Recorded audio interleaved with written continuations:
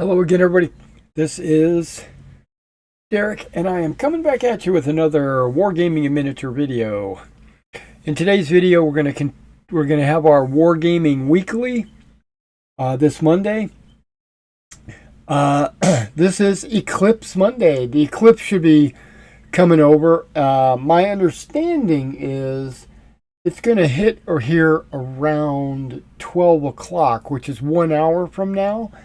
When it happens, I'm going to step away from the camera and I'm going to go take it in, for a few minutes. And then I'll come back and we'll continue. I just want to, now it's not supposed to be traveling directly over, so I don't think I'm going to get a total eclipse of the heart. You know what I mean?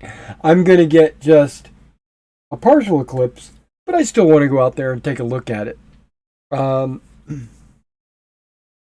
in the meantime, I've got a lot of things that I have in store for us today, and what we'll do is we'll take them on one at a time.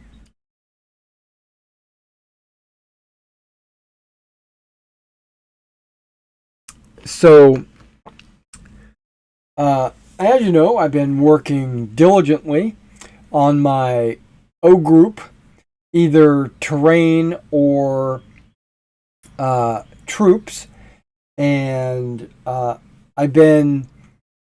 took my German grenadiers that I had already based, and I rebased them and converted them for O group, which also required that I add a few figures. Now I could have cut corners. I could have gone with just 2 figures per base, but I wanted to go with 3 to make it look like it's a full section, like a full squad. But also, I made all my attachments or support elements 2 figures. So that really makes them stand out quite a bit. So like a bazooka team would be the bazooka guy and the loader, or a machine gunner would be the machine gunner and the loader. FO is the FO and his radio man. But the battalion troops were all 3 figures per base.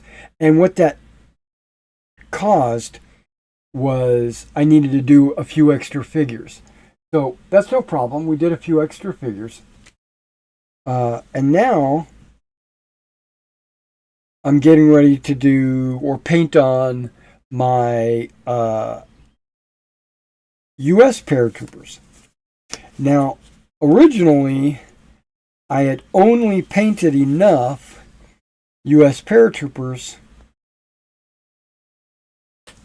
to do a man-to-man game at Lafayette Bridge, which came out to, after conversions, about 2 platoons. Not even 2 platoons, maybe about 1 platoon for O group. But because I had all these extra unpainted figures, I could make a 2nd platoon. And but that's not enough for a battalion. Not platoon. What am I saying? Companies. I could convert it into 1 company in O group, and then with my unpainted figures, I could make a 2nd company. But I still needed a 3rd company, and I was short about 20 figures or so. So I ordered, there it is, let's get rid of this one.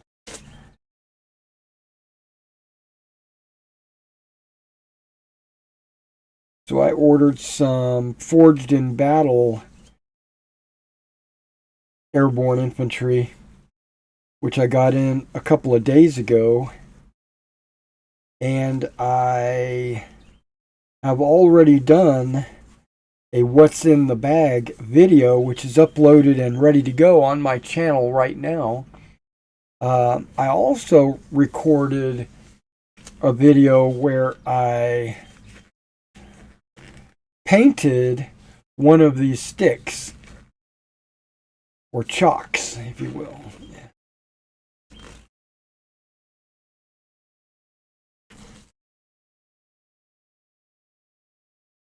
I think in World War II they called them chalks, and modern they call them sticks. And I am talking about paratroopers. When you load up, let me give you a little bit of a insight to the way we did it. Now this was in the 80s and 90s. They might have changed their philosophy and stuff like that, but in the 80s and 90s, we would jump out of like C-130s, and there would be like 100 of us. I'm exaggerating, but approximately like 100 of us on this aircraft.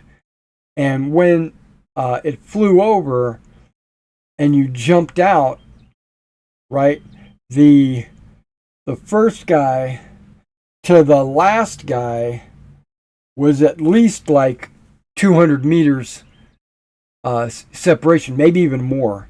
I can't remember. And so what they would do is they would build these chalks or sticks where you would have a guy from, or a couple of guys from first platoon, first squad, then first platoon, second squad, first platoon, third squad, and then it would go second platoon, first squad, second platoon, second squad, and you would have this string of guys from all over the battalion. And then each plane would have that same arrangement, so that when we flew over and you jumped out, the first few guys were all from the same platoon. And they would land at the near edge of the drop zone, and they could form up as a coherent platoon. And the guys at the far end of the drop zone were also from the same platoon.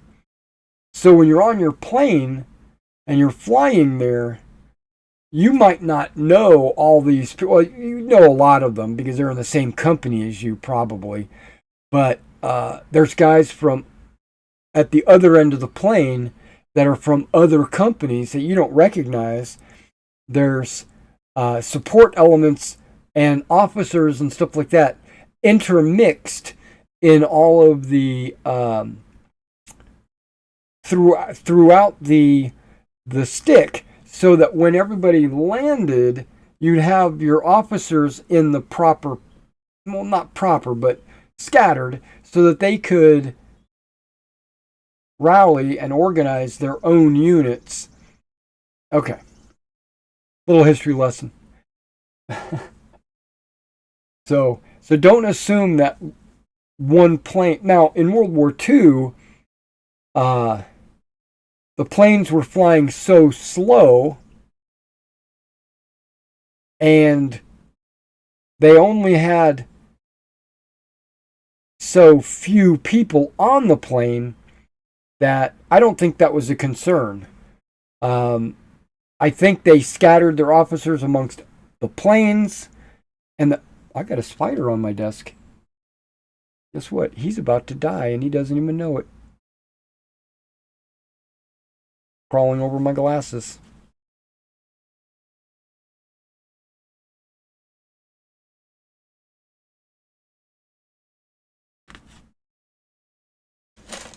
Okay, well, I can't use that spoon because I killed him right on the end of my spoon.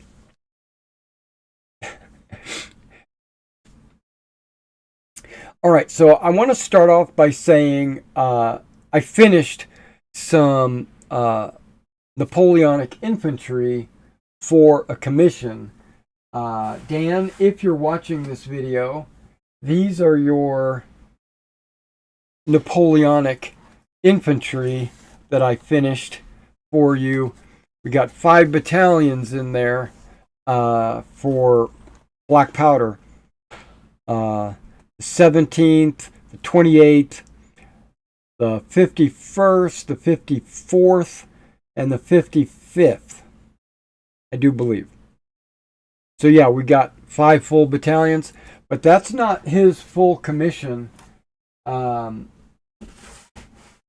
still have to do a cuirassier unit, a lancer unit, and about half a dozen artillery pieces.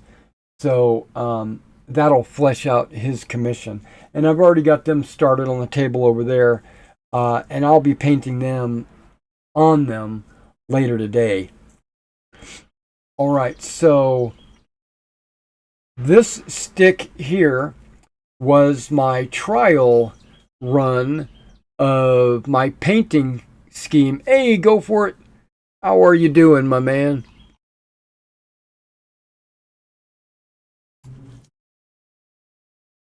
Good morning, and welcome to the stream. This was the stick. I don't have autofocus on, I don't think. Maybe I do. I don't know. I didn't adjust it. So it might still be on. But this was the stick of my paratroopers. And, okay, maybe autofocus is on.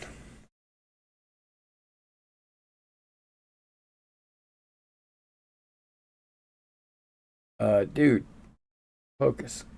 Or don't.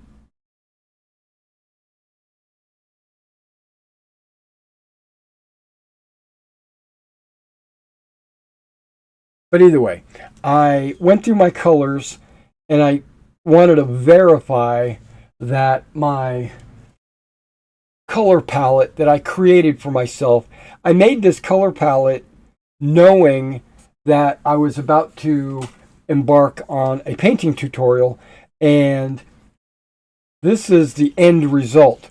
I created a bunch of different palettes for the jumpsuit, a bunch of different palettes for the boots and the pouches, and I went through each of those palettes to determine which one was the closest to what I was trying to accomplish, and this was my end result. And so what I did was U.S. paratrooper. Yeah, so I'm going to save this because you never know, I might do some paratroopers in the future. But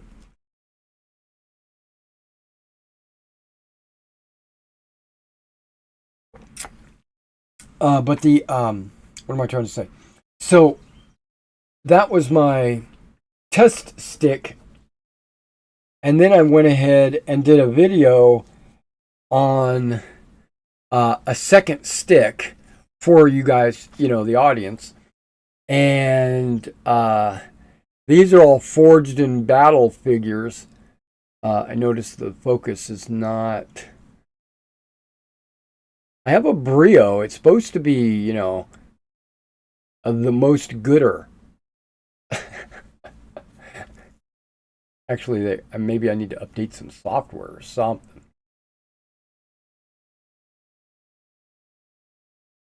It doesn't. I can go in and manually focus it so you can see these guys right up close, but that's not important right now.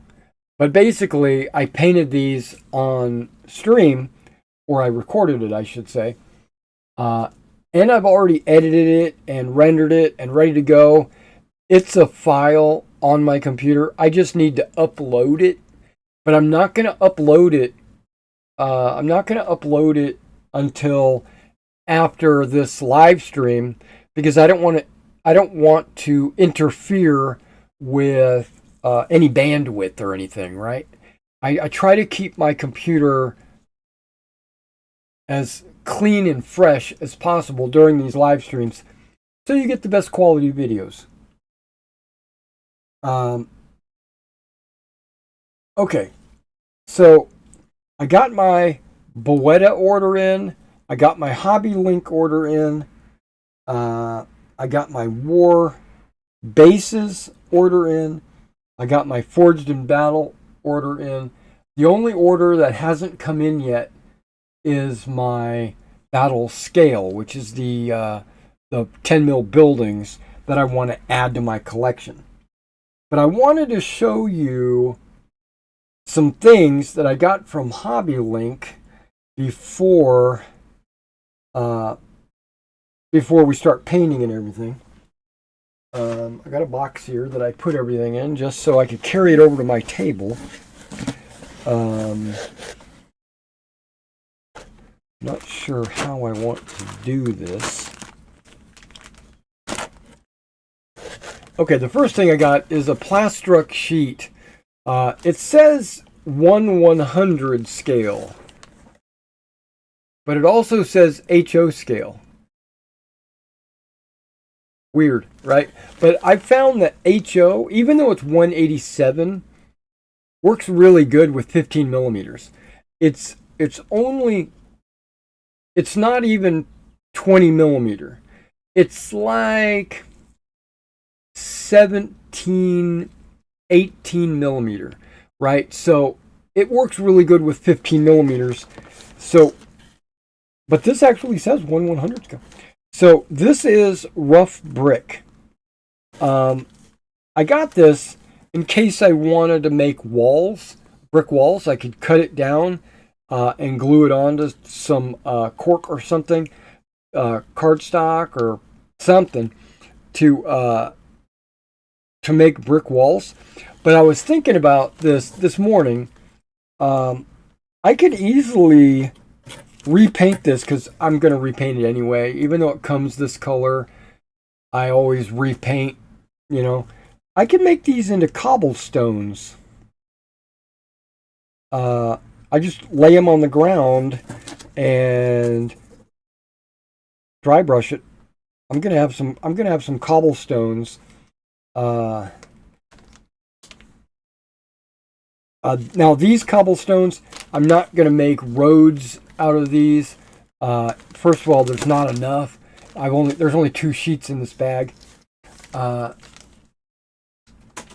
So I plan to cut that into smaller chunks, maybe circles, or not exactly circles, but rough shapes, and I'm going to put them inside of my town sectors. On some of them. Some of the built up areas that would be cobblestones, more the urban town sectors, I'm going to put some of this on the ground. And if I make walls in the built up areas, I'll use that on some of them. Some of them are just going to be stone, which I'm just going to use cork. And it's cork. If I distress the cork, it'll come out looking like a stone wall. So we're going to do that. All right, so now I got some fine soil, right? Fine turf, soil. Now, soil is black, right? I thought about or it's like a really dark gray. I thought about using this to represent asphalt. I'm going to have to experiment with that. I already made a handful of asphalt roads, and they work really well. I thought I was going to make, and this is a change in philosophy for me. I made like 4 different asphalt roads, and one of them I definitely don't want to do, and that's the paper asphalt roads. Don't want to do those. That's way out. But the other 2, 3, one of them was plaster with asphalt texture on top. And the other two was cork. One with asphalt texture and the other one with just paint. And I thought I wanted to go with the cork because it was so much easier to do, right? But thinking about it, it's and playing with it, the Alex with the texture.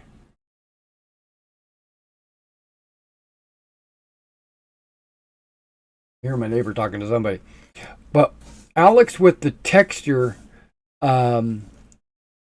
is actually the best. It weighs twice as much as the cork with the cork and paint or cork and texture. But I found that it's way more flexible than the cork. I mean, way more flexible. And so it'll lay flat on the roughest of hills and things. And it lays flat. So when I plop it down, it goes plop, and it just lays perfectly flat. The cork one has a tendency just at the ends to kind of pop up, only about 2 or 3 millimeters, but you get this little where they meet.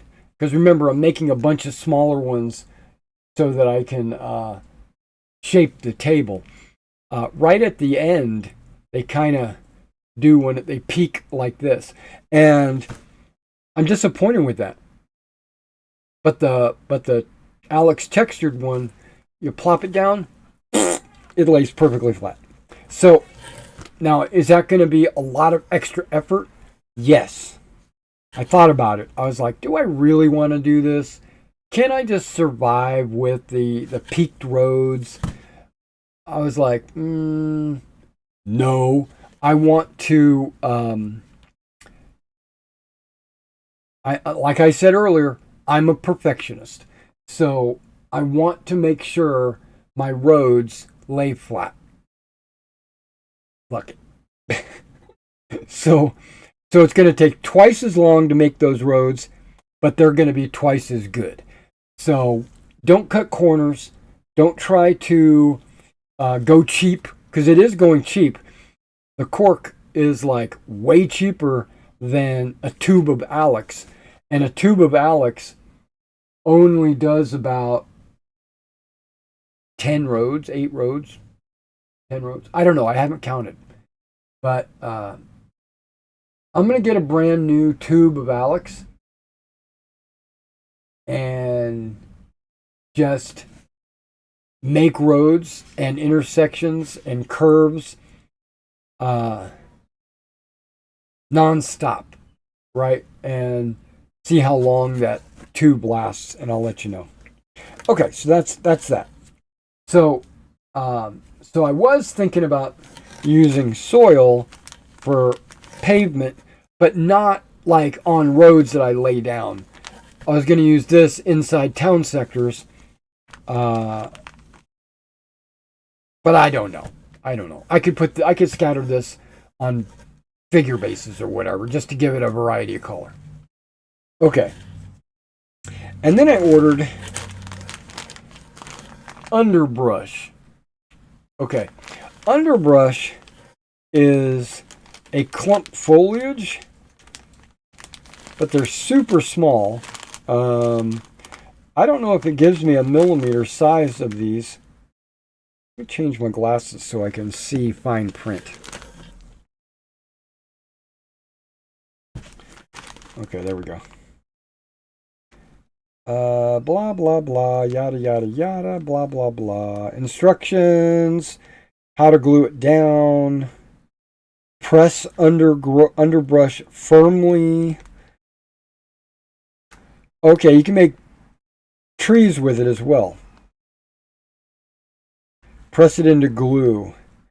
Works well for medium ground cover, undergrowth of trees. but it doesn't say how big it is. So I know Woodland Scenics, they focus on HO scale. All their stuff is focused on HO scale, but so you would think it is what they're describing in an HO world. But in a 15 millimeter world, they might be considered slightly bigger bushes.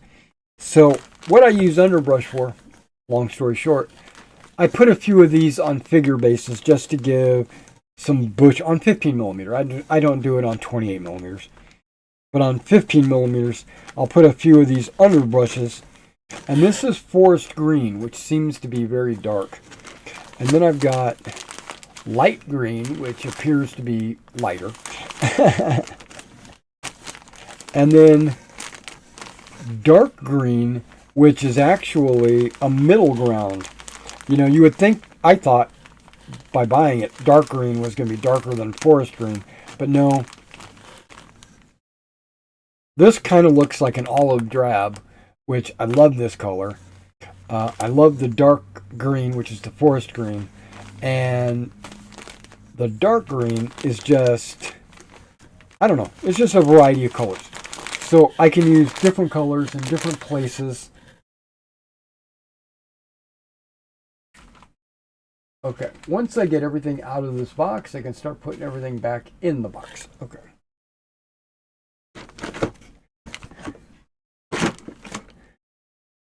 Okay, so now I've got, I want to talk about tufts.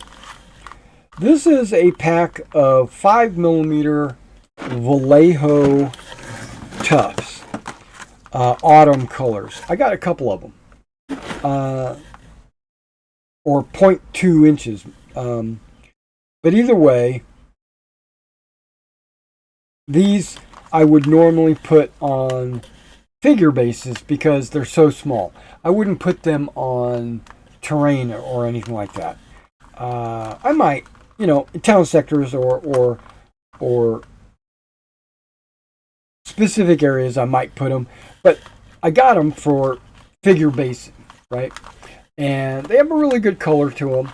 I'm happy with these, but I'm gonna just come out and say I'm not happy with these.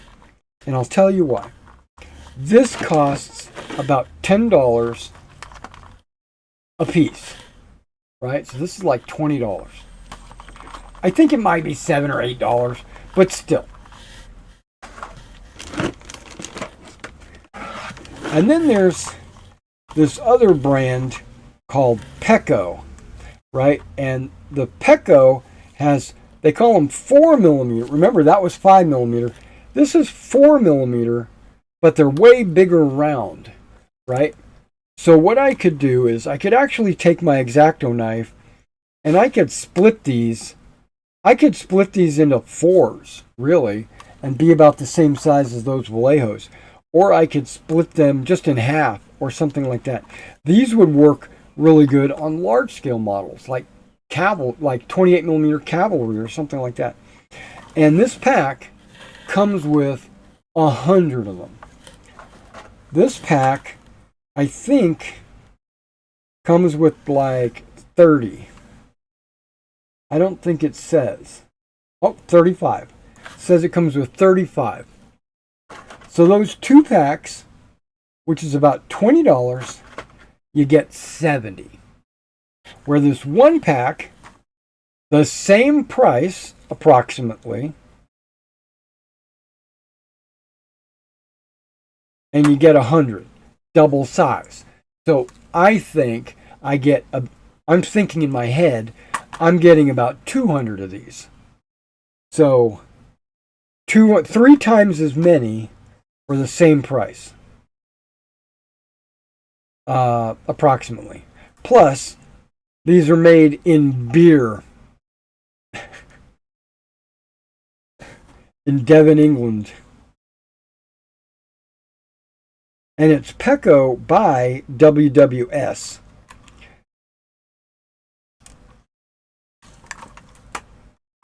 War World Scenics or something like that. Made in Great Britain. Okay. But I'm not done. Those are still not my favorites. I'm gradually working to this next set. So, let me take it out of the bag. Okay, so this set right here, you can see there's quite a few. There's actually a buttload of clump foliage, not clump foliage, tufts in here, right? And they're not round. They are kind of a scattered shape. These do have to be glued down. They're not self-adhesive. That's fine. You can see I've already used quite a few out of this pack. But when you buy them, you get 2 packs. You get that for the price of that, or the price of one of these. And I don't know if you can see this on camera, but it's green on the top, and then right around the bottom edge, it's brown. And they look awesome on, I've put them on some artillery pieces. I put them on my combat patrols. I even put them on like mortars and the bigger bases. And I even put a few, because there are a few scattered in here that are small, and I put them on the individual, like FOs and company commanders, and even the platoon squads. I've used these. And these,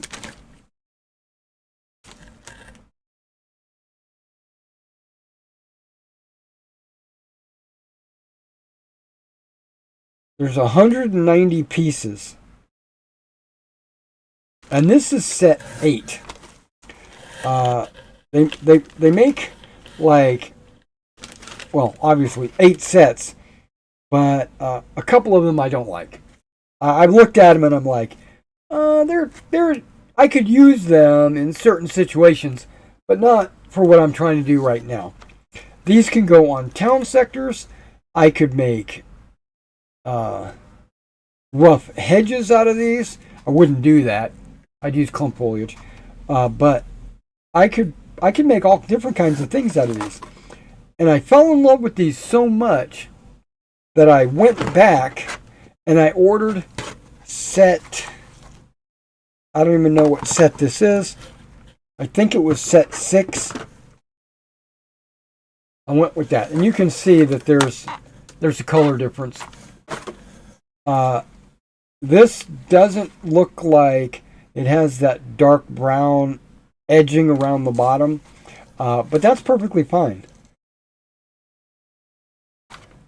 I think these are labeled as 6mm in height, but basically they're just great for big bushes and on your figure bases. They could work for 28, and I got these on Amazon. These would work for 28mm miniatures or big scale 15s, like my 105 howitzers or my 57mm anti-tank gun. I even have a loose one sitting right here on my desk.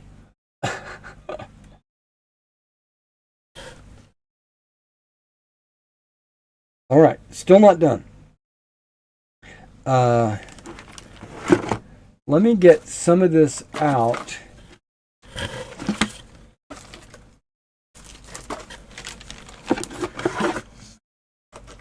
So I'm going to start putting stuff back in. They don't need to go in as up there.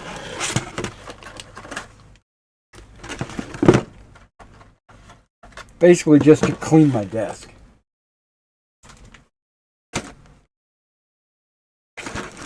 Now, I already have a bunch of underbrush. I didn't need to order any underbrush, but I was noticing I was getting thin on underbrush, so I went ahead and ordered some.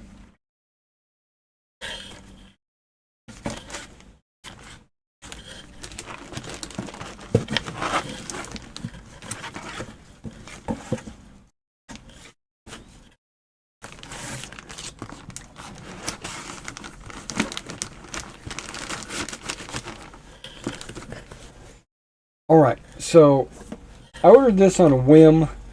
This is Earth Oxide Rust. Right?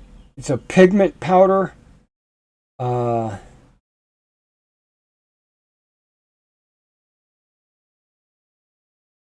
be mixed with mediums, varnishes, acrylics, and water. So something I probably am going to do is, and this is Vallejo, I'm going to have to figure out exactly how to use this.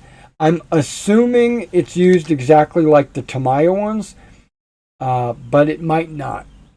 This might need a setting solution, and if it does, I might hold off on using this until I get some setting solution. Okay. I've been waiting to get these for years. I bought a set of these. I bought a set of these, I don't know, 50 years ago or something. I think I might have got some HO. I think I need, this is N scale, which is not 15 millimeter. It's closer to 12 millimeter. So it's actually noticeably smaller. There's 2 rolls in here, and each of these is, think of it like a sidewalk or a half of a road. If you want a full road, you would glue them side by side, because on this side you got a different pattern, and every now and then you've got like a drain. I don't know if you can see that.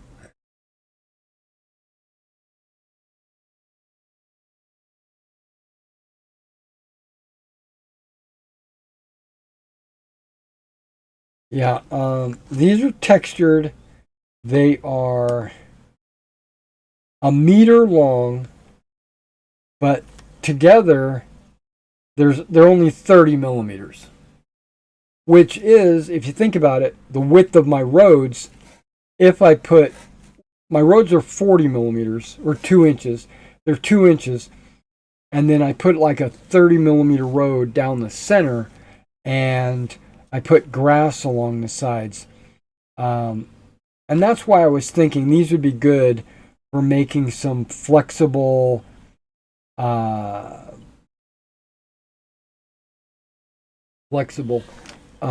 cobblestone roads. I'm going to experiment with these. If I had thought, well, now that I see them, I think I should get HO. I think N might be too small. But we'll see. Okay, last 2 things in here. I've got this 3-rail fence. I think I bought this set or a similar set, I don't know, like 100 years ago, where I actually took each of these rails and mounted them on some balsa wood, and then so you can lay the rails down separately. I'm not going to be attaching them to any of my fields. Well, maybe I am, but I thought that I could. So these would be bordering my either plowed or unplowed fields, or my crop fields on the table. So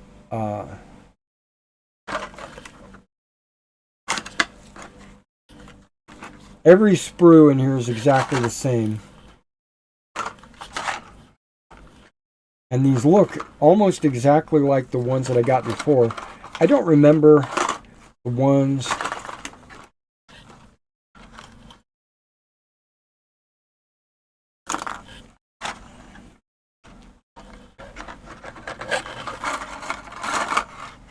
Okay, there we go. I think it comes like 5 of these sprues. or maybe 6, because if this is 6 inches long, it says it's 72 inches or 6 feet. And they come with these little bases, so you can use it like a play set or whatever. But I plan to get some of my really thin sticks, pop a few holes in there, and then just stick these guys down into those holes. Yeah, this is exactly the same. There's 4 posts, and then there's no post right here, because that would be glued to or attached to this post. So as long as I put the popsicle stick in a way that leaves this part exposed, I can butt it up against other fences. And then if you look at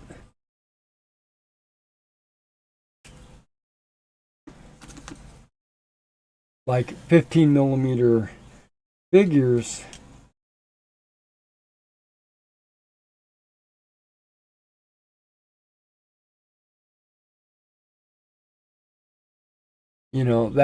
that's what you're looking at. And those fences look good. I like them. Means the fence comes up to about his chest height, maybe not even chest, just under his nipples. And if I put these guys on any kind of figure basis, then this is about the height that it would equate to.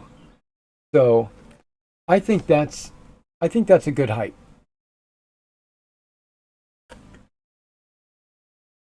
And these are HO.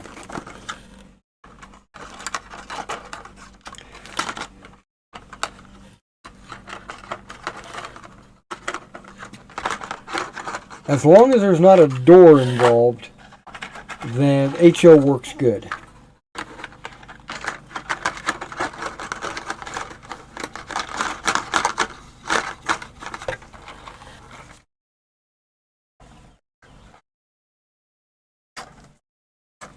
So these are going to be as simple as gluing onto some sticks and then just spraying them brown. That's what I plan to do. Maybe a little dry brush or something. And then texturing the base. Okay,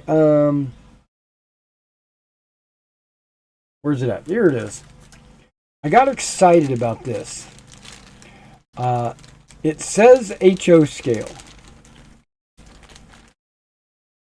Picket fences. Right?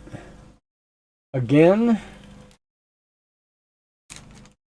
if I glue that down to a base,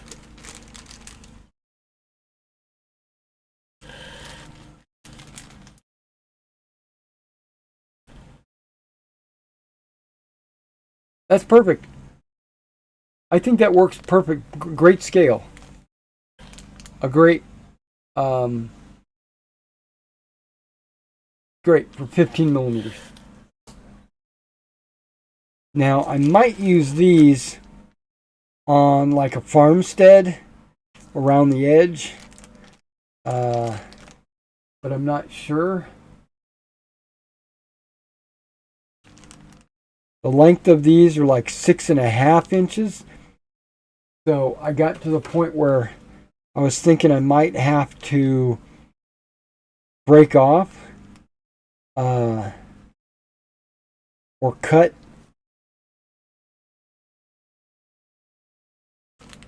maybe the low ground, and then that would be 5.5 inches. So if I wanted a 6-inch, I could do it. I would just have to cut, right there, which is no problem. It looks like it's going to be super easy to cut. And then there's the inside. You got all the picket fence. And this is a white picket fence. So I probably will prime it and dull coat it. And the downside with this picket fence, I don't see any gates. Right? I just see the fences themselves. So that just tells me I'm going to have to put a divide. So, like if I put it as part of a built-up area.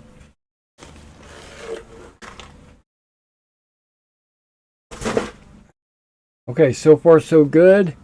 We are cooking with Cristo. I've been on here almost an hour. Wow. And I haven't even painted anything.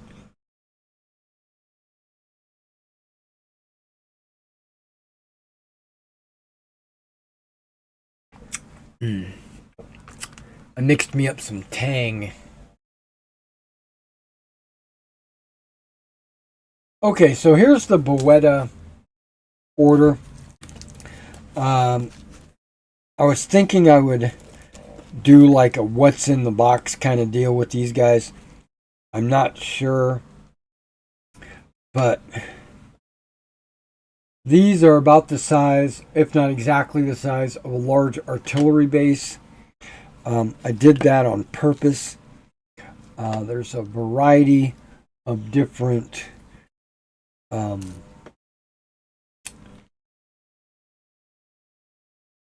layouts.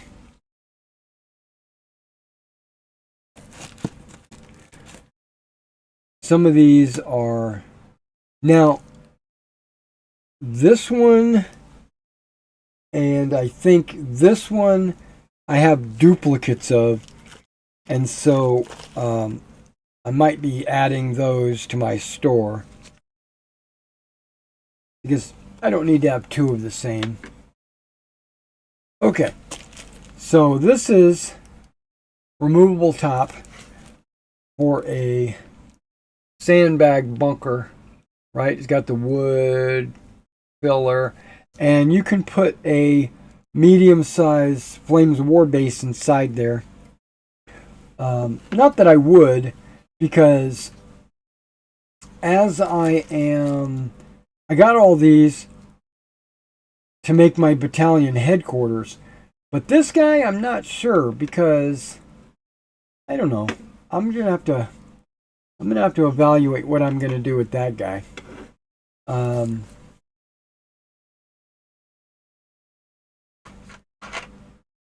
So this looks like a little rubbled building, right? And it's got like a tarp, a partial wall, L-shaped right there, and then there's a tarp laying down, and it looks like it's got some tracks that went through here, like maybe a vehicle had driven through this area. I could put a vehicle on top of that, make a little diorama with a tank if I wanted to do that. But what I was thinking was I'm going to use this as a battalion command stand, and this looks like a perfect spot to put a die to represent your battalion orders. And then around here, I'll put some figures, just the battalion commander, his radio, his runner, or something like that. So I am going to use one of these. I think this one I'm going to use as either the airborne, these guys, or my grenadiers. But this one's going to get used. And this one, you got like a brick wall with some bullet holes and some spackle fell off. And then on the inside, you got like a little fireplace. But there's some storage boxes right there, which would really be good for a figure to stand next to. Couple of figures standing in there, talking about their plans. And then I could put a die, on the base. But I've decided that I'm not going to use, like this is my 101st die. I'm not going to use these. These are like 16 millimeter. I think I'm going to use these 12 millimeter die. And I am going to put these dice holders in there. And I could put it dead center or wherever. But I want to put it in a way that it's convenient for the player to get to the die so that he can change it up, but also uh, look pretty good. Not interfere with the layout of, like I could put it right there if I put all the guys on that side. Or I could just leave it and just drop the die down on there. Doesn't necessarily need a holder. I'm just I'm thinking out loud. Same with all of these. These two, they are supposed to be like mortars or artillery piece bases that you could put an artillery piece on there. It's got like some stored ammo boxes on both sides. Now you'll notice these are opposite each other, so they're not the same. And I was thinking, if I put some kind of battalion setup right here, this corner works out, or this corner works out really good for putting a die, right? That's what I was thinking when I got them. Okay. This is supposed to be a vehicle base. You put a vehicle on there, but I'm not going to use it as such. I'm going to use it as a command post with a die. I don't know. I don't know what I'm going to do with that one. Same with this one. This one has a big, like, storage shed on it, and it would be hard to put a figure or put figures on there. I guess I could put figures if I put this die close to the end or the edge. I don't know. But that actually looks like it could very well be a command post. And then finally, this guy. At first, I thought these were tank tracks, but they're not. These are. This is a fence, a gate that's laying down on the dirt. And that gate, I guess someone laid it down so that you could walk on there without sinking into the mud. I love the fact that this wall has this I-beam, because you can see there's like this corner piece, and then there's a corner piece there that's broken down, but in the center of the corner piece there's an I-beam. I thought that was pretty nice touch. And then there's like this oil drum, a tire, some ammo boxes, just loose bricks, some sandbags. I think this would be a good battalion base as well.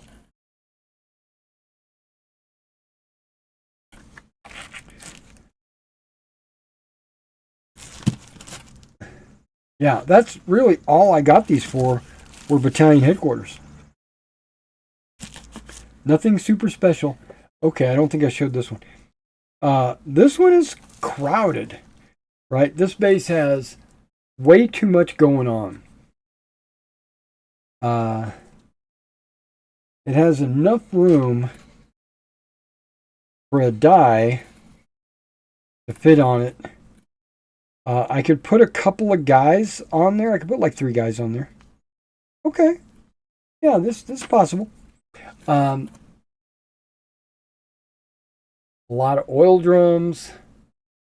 A lot of boxes. There's like some siding. Some jerry cans right there. Even have barrels underneath this in this side. Got a lot going on. Now, because I'm making, and because these don't have like sunken holes where like a Flames of War figure would fit down inside, I'm either going to take a drill bit, drill down into the base so that I could put the Flames of War figure down inside there, or I'm going to file the bottom of the Flames of War base down. Maybe just cut the figure off of the base entirely and just glue him down, his feet onto the fire, right? Glue his feet to the base. I'm reluctant to do that because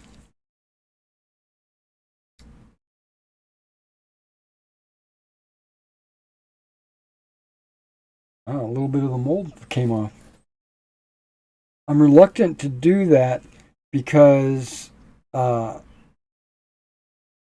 he could easily break off. Because if you only got your 2 feet down, or maybe you would just easily break off. But if I drill the hole and I sink him down into the hole, he'll be flush with the bottom of the base. Because like I could put a guy over here, I could put a guy right there. But if I put a guy close to the window, like maybe with his rifle pointing out the window, he should be safe from breaking off. Plus, I could have him lean up against the barrel or something, and then there would be 3 points of contact, which would make it way better. Plus, if I put 2 guys back here, they could be discussing something on top of these barrels. That's a wall. That's not jerry cans. Those are bricks. But either way, each one of those is going to be like a little mini diorama. So, and every battalion that I have is going to have a unique battalion commander. So that's cool. I thought about this as well. When I was digging these dice out to see which ones would fit, these guys would fit really good because they're super small. I think these are 10 mil dice. And they don't take up any room at all. So I think I might use those for the battalions. But either way, I dug out my dice, and in my little dice, this was my bolt action dice tray thing. I have these order dice, right? Run, advance, fire, all that great stuff, right? I could very easily use this to represent orders in O group.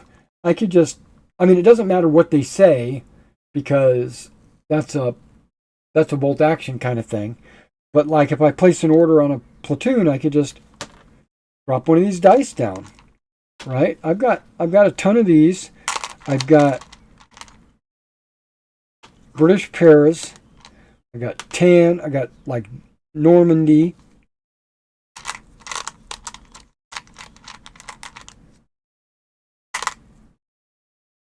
I got some other ones. I got some olive drab in here too, I think. Olive drab, black. I think I even have more somewhere. But hopefully there's enough. Like, I could give the Germans all of that, and then I could give the Allies all of those. Even if I only have like 10 of each of these, that should be enough orders.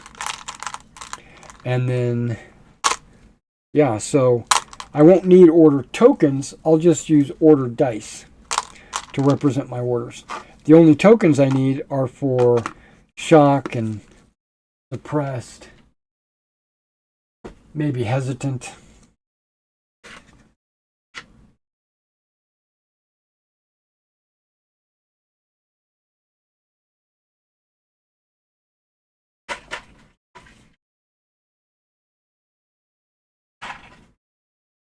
All right.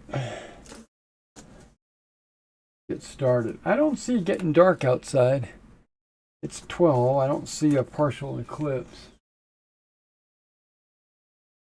Keeping my eyes open. Maybe that. Maybe I should go online and see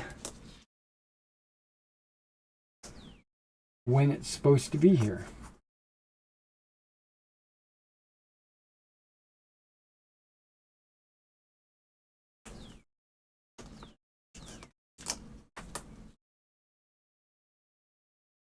Okay, this is about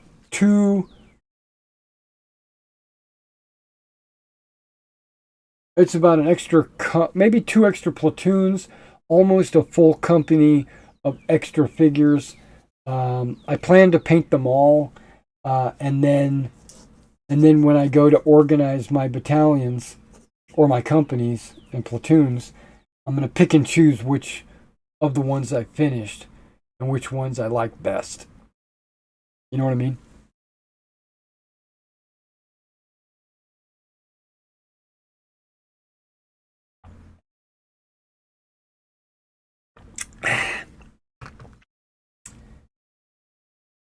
We're going to start with that bad boy right there.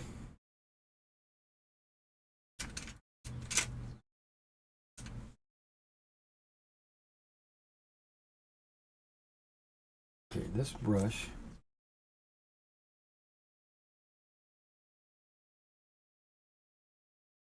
Very stiff.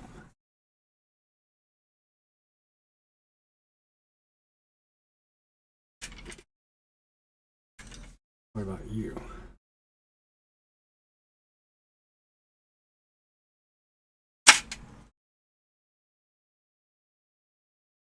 That should be no problem. I like it stiff.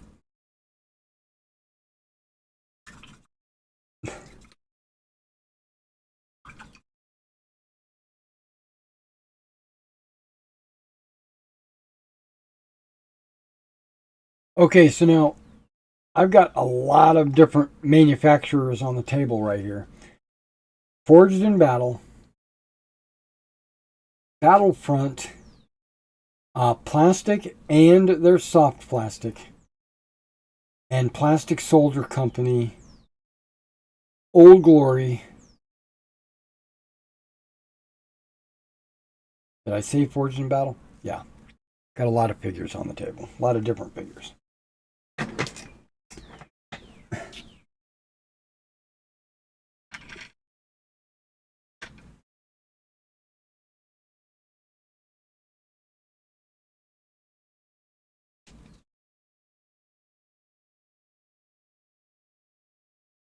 Okay. Let's go ahead and get started, gentlemen.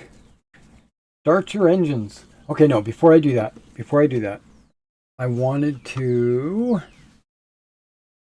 change my glasses so I can see the computer. It's very weird, my eyes.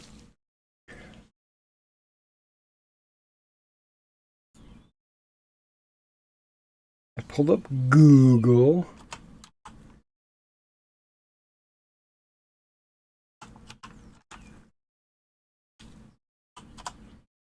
Did I spell it right? I don't even know if I spelled it right.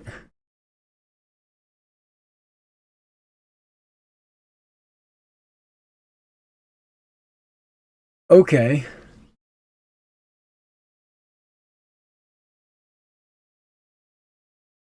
Watch live. What time? Search for your zip code. Okay, that's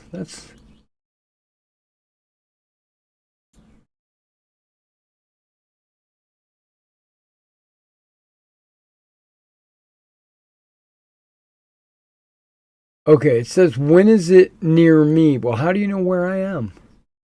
I didn't tell you where I am. Zip code. Here we go.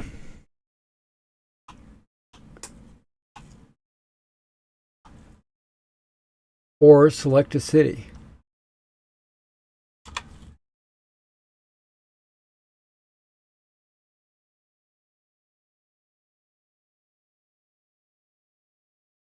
Okay, it says get your glasses ready.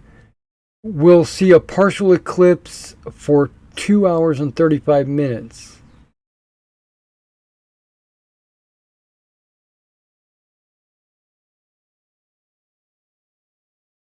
Oh, start 12:44. So that's another 30 minutes plus.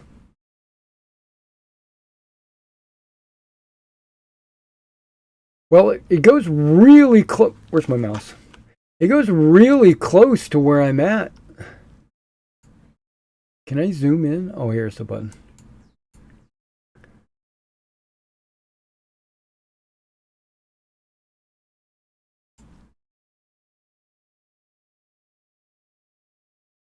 Yeah, the path of the solar eclipse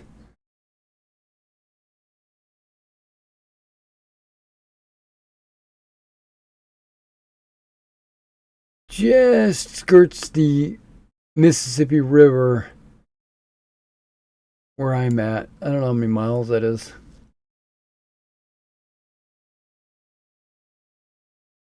But okay, we're going to paint up until that time.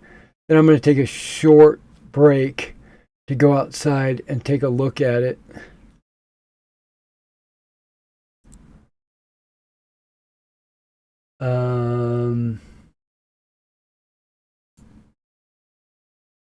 There you go. This is where we are in Clarksville. What does that say? 95%? 90%? Okay, so I'm going to get I'm going to get probably like a 98 or 97% eclipse. Right? Is that what we're seeing? The center line's 100. These lines are, I guess, how severe it is. And it says it starts at 12:44. And it lasts for 2 hours? Wow. Okay. Get rid of that.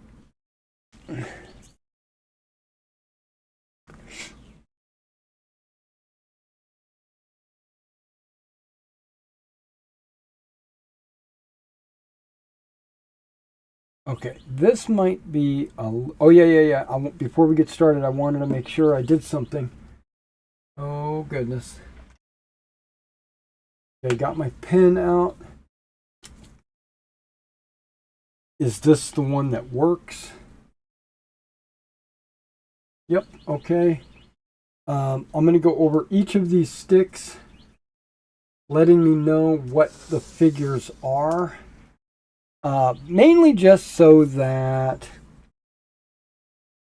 I can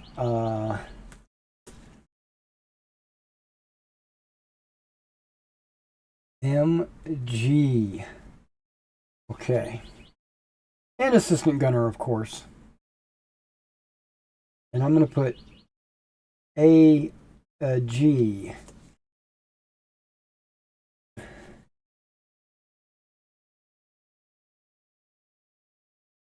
All of these are MGs.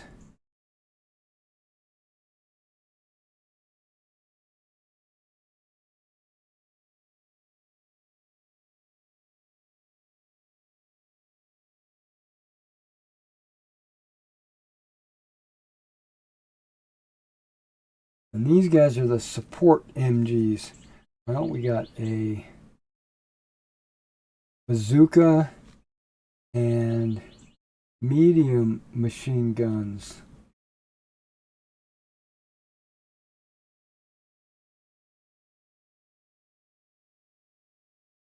These guys are all carrying SMGs.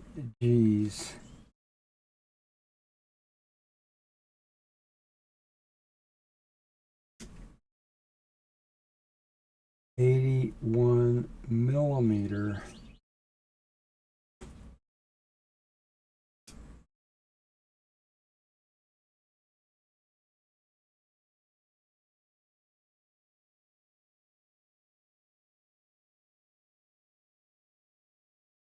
This looks like ATG. So these are going to be anti-tank gun crew members.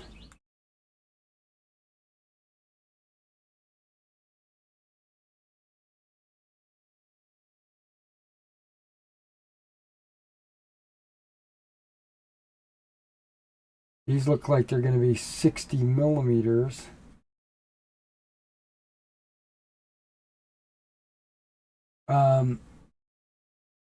Now the paratroopers had the 60 millimeters were built in to the platoons. So if I had enough 60 millimeters, I could just intermix them in the platoons if I wanted. I'm going to put officers there.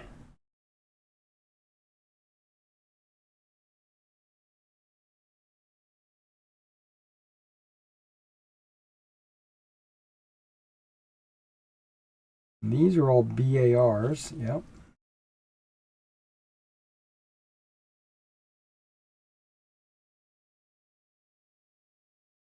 And my understanding is the airborne didn't really jump with BARs. They started using those after D-Day, but they might have picked a few of them up. Okay, these are SMGs. Which,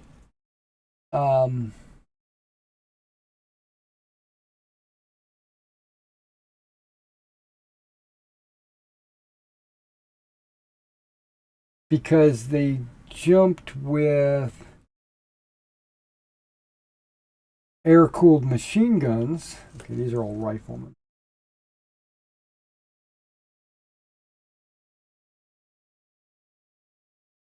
I just put RIF.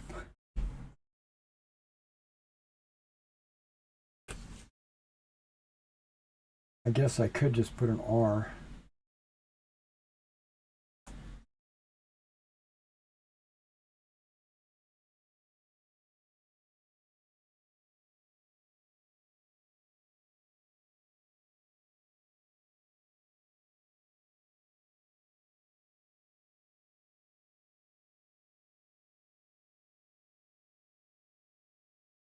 Okay, there's two SMGs over here. The rest of those are riflemen.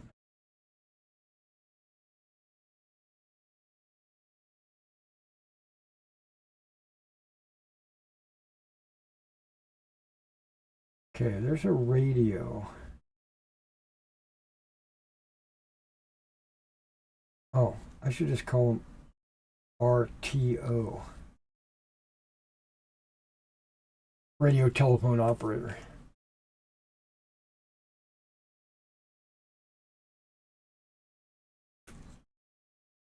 Okay.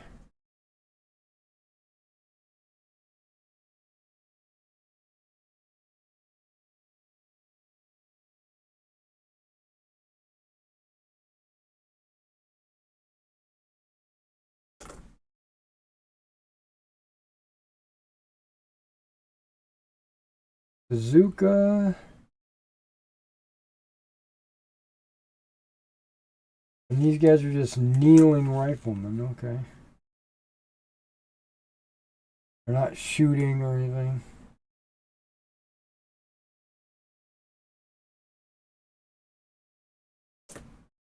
And you're asking yourself, Derek, why are you marking your sticks? Well, it's so that when I go to paint them, I will be prepared for the weapon system that I'm painting them. If that makes sense. Okay. These are all riflemen.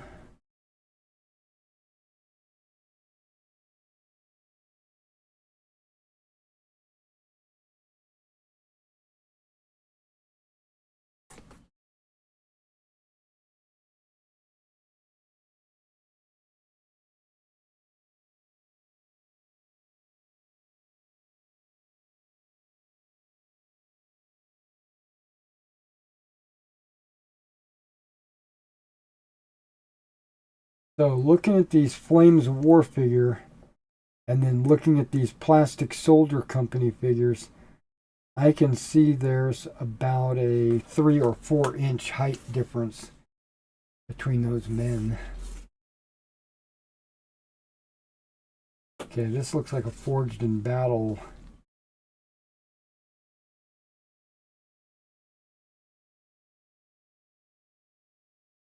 Now, I thought about putting all the Forged in Battle on one company.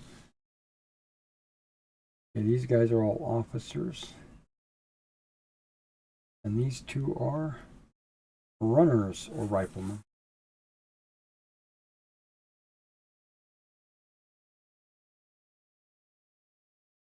These are all AGs.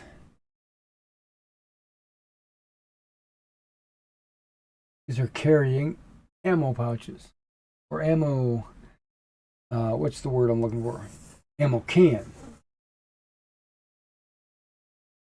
Put them with the machine.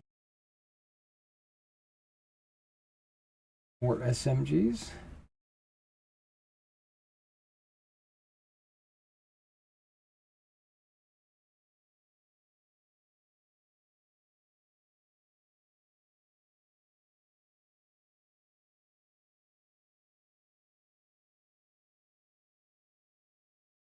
So I thought about making an assault platoon as one of my supports, and that would be full of SMGs.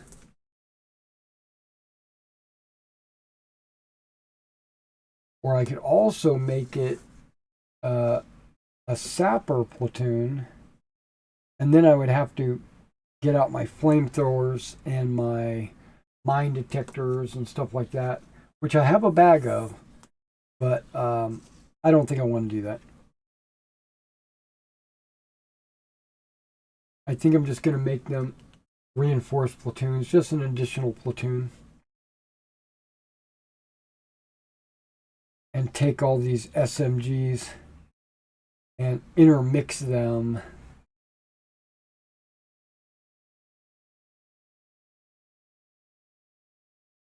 Okay, these are all crew. So we could go, I'm going to put howitzer, even though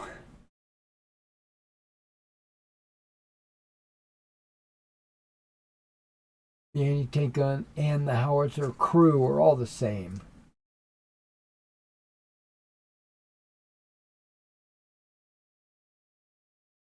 These two.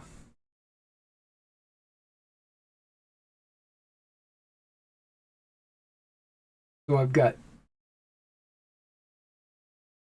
2 57s and 3 pack howitzers. Okay, these guys are all labeled. So now I know what I'm looking at. Guess I can get rid of that website.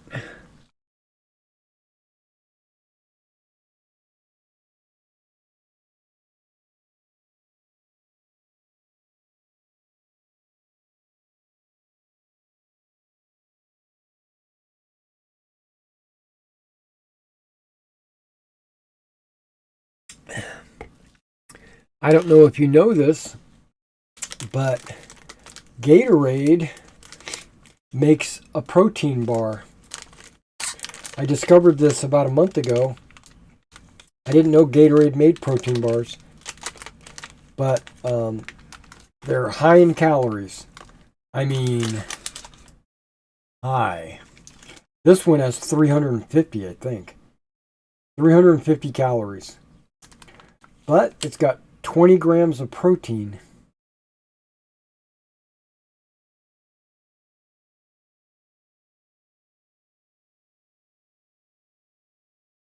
Got a bunch of saturated fat. 10 grams. And 41 grams of carbs.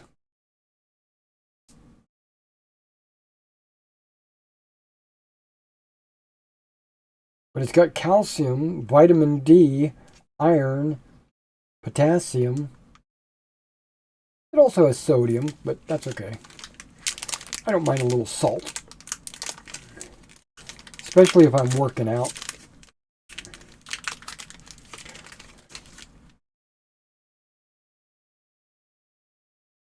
And I don't eat the whole bar in one sitting.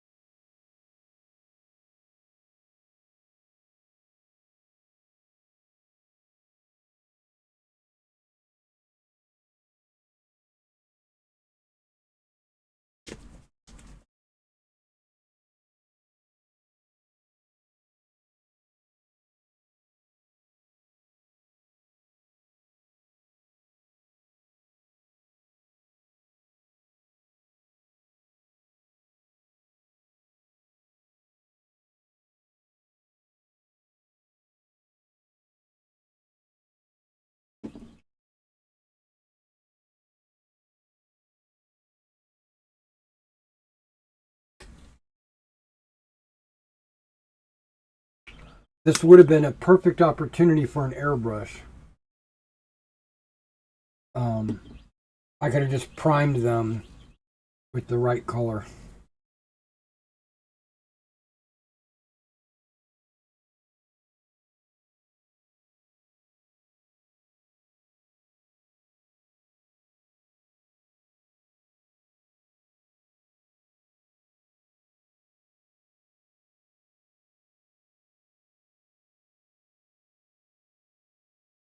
And these are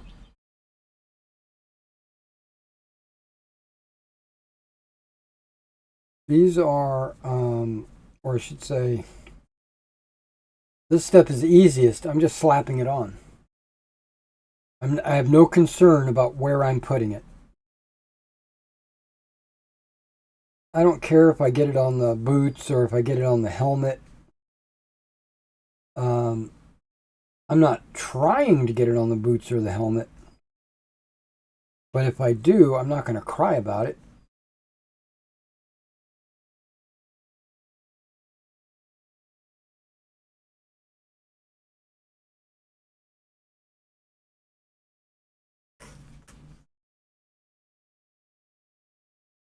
And there's nothing special about any of these guys. They're all getting the same base coat.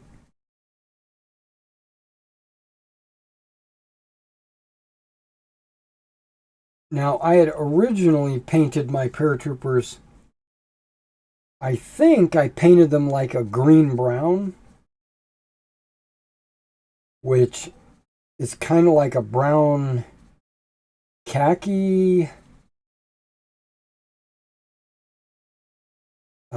But it was, I originally thought that was correct. And then I had my eyes opened because after I apply my wash, it darkens everything up. And then that color fails to be correct. It becomes too dark. So I scrubbed my painted figures with a toothbrush, knocking off any paint that was willing to come off, and then I reprimed them using Perfect Gray. A very light coat, basically just covering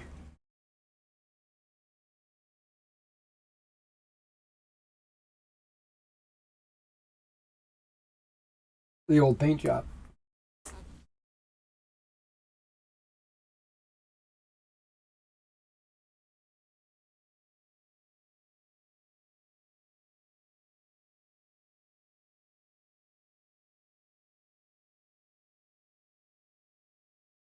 Now this is not time consuming. It's just meticulous.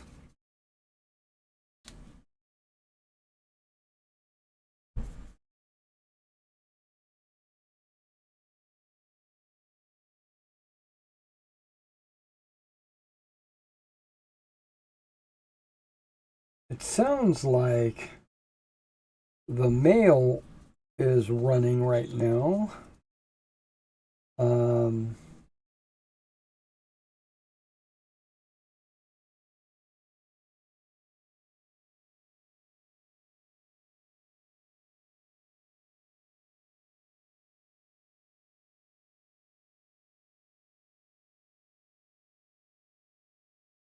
Now, if I was to grade scale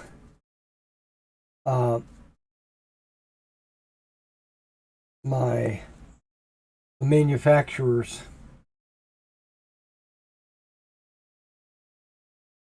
I would say that Battlefront is grade A. Quality of figure. They are a little heroic, which means the heads and the hands might be a little larger than they're supposed to be, but it makes for a good looking figure on the table. And that's why they do it.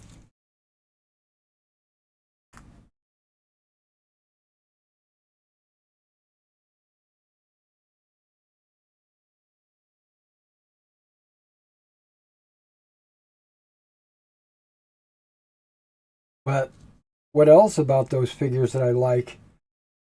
All their detail is okay. Their miniatures are clean, for one thing. You don't see a whole lot of mold lines or flash or burrs or anything like that. I mean, occasionally you do, but they're super easy to clean off because they're usually plastic, but they make metal ones. They used to make metal.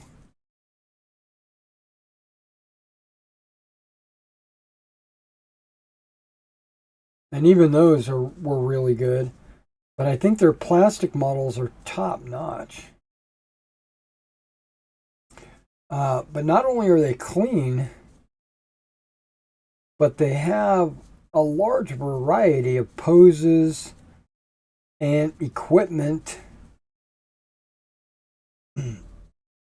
And the equipment on these models are very detailed. I mean, straps and buckles and like little bumps on their grenades and trenching tools. You know, the scrim on their helmets. Their weapons and magazines. Ammo pouches have, you know, straps on them.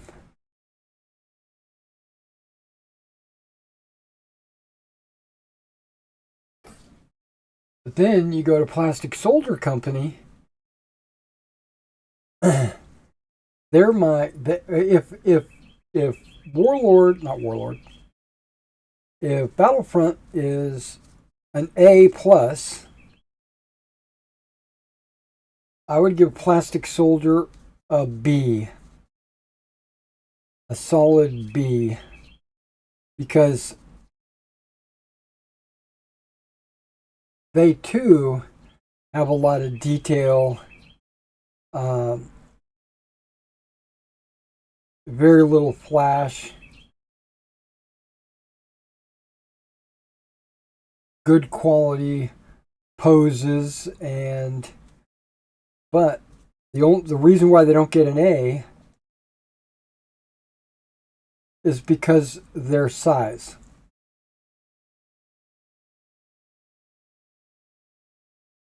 I count them as, they're not heroic, they are true scale. Some people like true scale. I'm not one of those guys.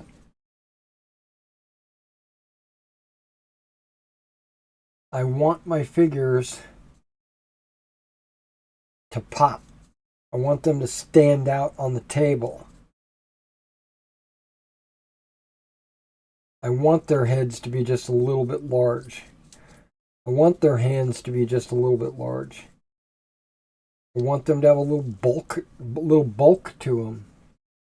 Not as much as Essex. I used to, many years ago, I was playing Napoleon's Battles, and most of my Prussians were from Essex. And those guys were humongous. They were fat, and you wouldn't suspect that they would last very long in a fight. They were some chunky fellows. So I've always thought that, just look at that. You've got Flames of War, Plastic Soldier, same figures, same pose. I'll just make sure that I don't put them together, so you won't have a kneeling guy next to a kneeling guy, and so you won't be able to tell that one is a little bit off scale.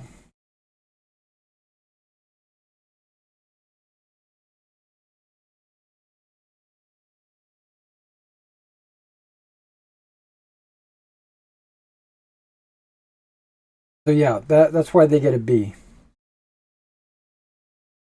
Because they're not chunky enough.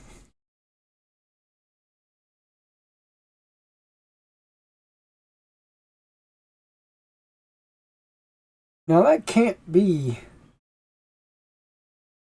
Plastic Soldier, can it? Because, hold on, let me back up. Because Plastic Soldier, they don't make paratroopers. They make early and late war U.S. infantry, but they don't make paratroopers.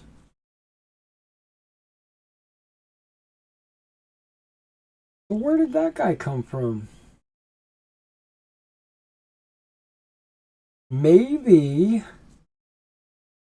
he's hard plastic Battlefront, and the chunky fellows are the soft plastic Battlefront. I think that's true. So the soft plastic, size-wise, gets the A, and the hard plastic gets the B. Because Plastic Soldier doesn't make U.S. paratroopers. They make British paratroopers.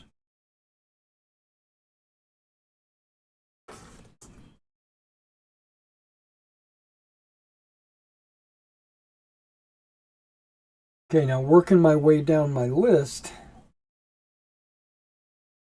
Forged in Battle. I would give them a C.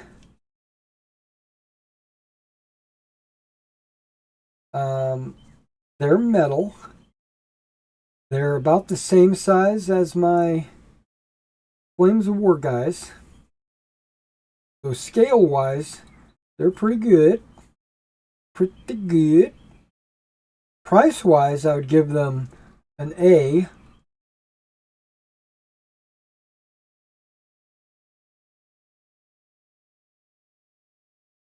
But quality-wise, I'm giving them a C. And that's because they've got some weak molds. Maybe the molds are old, but when they cast them, there's a lot of burrs and mold lines. Almost unacceptable.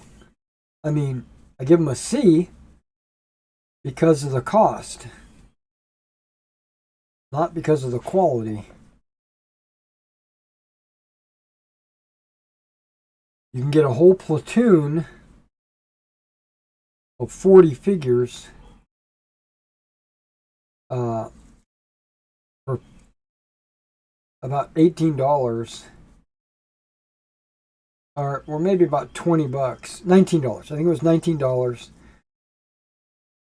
But then you add shipping, it came out to about $25. The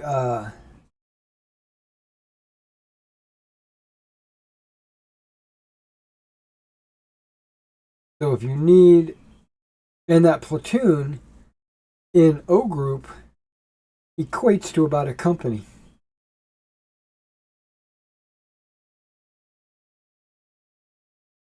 Now my last pack, or the pack that I'm currently painting, came with 41 models. So I got an extra model.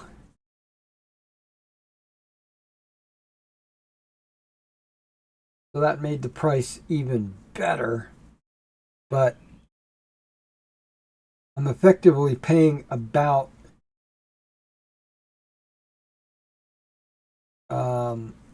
50 cents a model,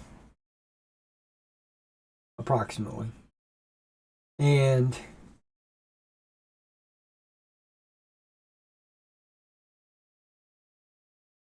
even if it was free, I wouldn't give them an A.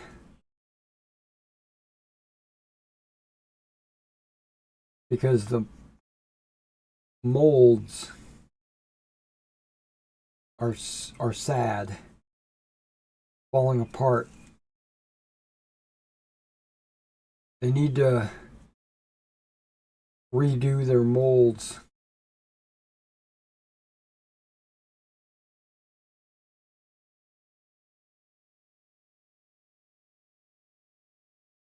Now I noticed that Plastic Soldier Company is venturing into 3D printing. They 3D printed a lot of my Roman models. And they look really good.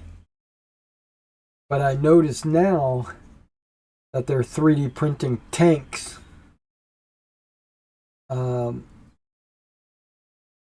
I think I'm going to order a couple of them just to see the quality of the 3D print. They also do some infantry. They say, this is frustrating, but they say infantry platoon. But then they don't tell you what it contains. They give you a couple of pictures, but the pictures only show 8 figures. And I know they don't consider that to be a platoon.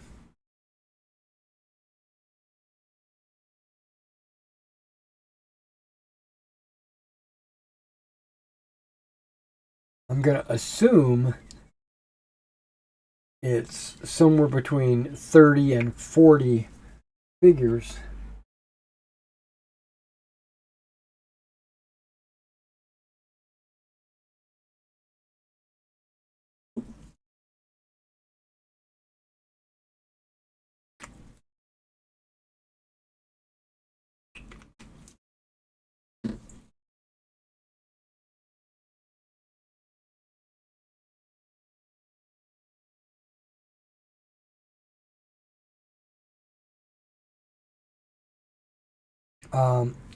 They have finish.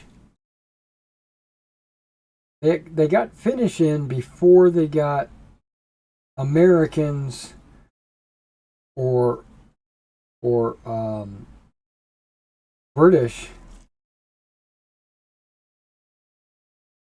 3D prints. And I think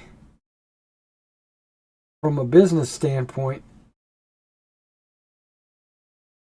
that might be smart because they already sell British and Americans in hard plastic, and they don't want to cut into their market share or whatever. The downside, in my opinion, there's no airborne. Come on, get me some American airborne. Plastic Soldier. A little too late now. I pretty much got all the airborne I'm ever going to need. That's not true. That's not true. I lied. Because if I wanted, there is a option. See, I'm just treating my airborne as a regular line infantry platoon.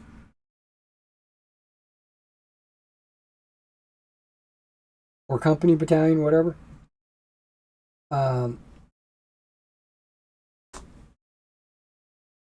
it's going to be, same capabilities, same supports, same everything. Same.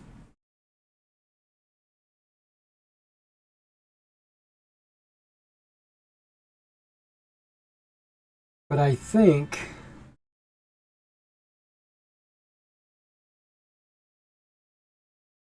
morale should be a little higher, which is no problem. That's a thing in the game. You can scale your morale.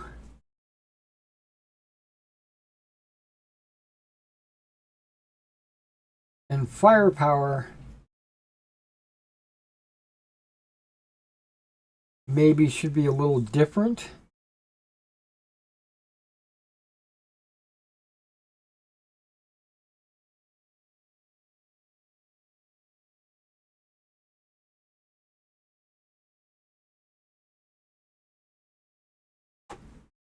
Okay. So, I might have watered these down just a little bit too much. That's okay. I turned it into contrast paint.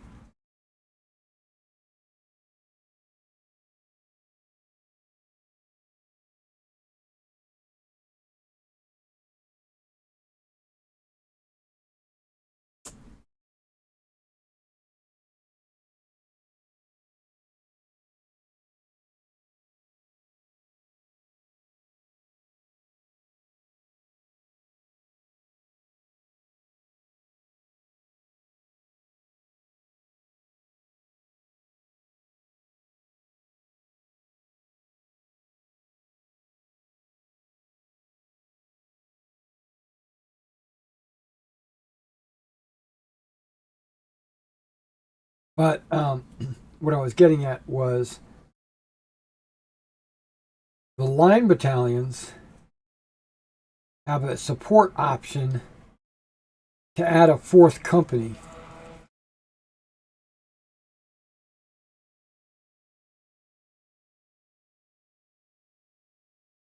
And I don't see why an airborne scenario might not have a fourth company.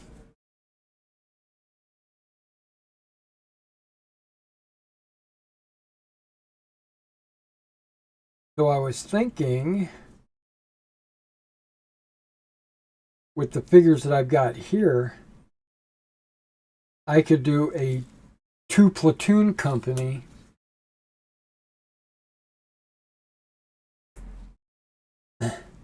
like a reduced strength company. But I'm not going to do that. I already know. But if I ever wanted to add a fourth company, I would have to get some more figures.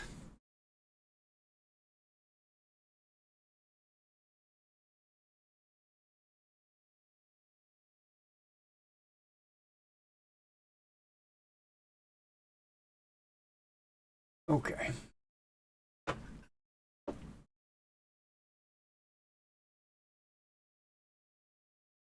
I got some hairs growing off of these guys. Might have been static grass from the original basing that I didn't see until I primed them.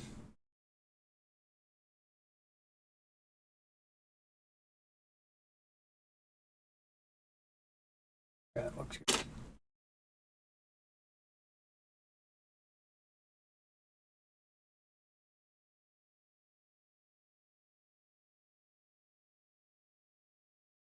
Yeah, I was thinking about now the line infantry, just a regular American infantry, has a weapons company that has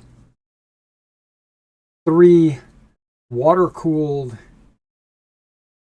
machine guns and a 50 cal.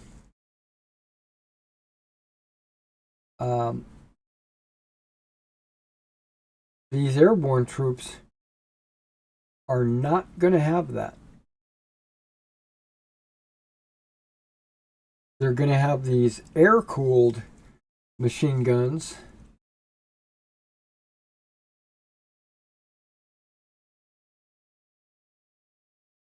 and no 50 cal.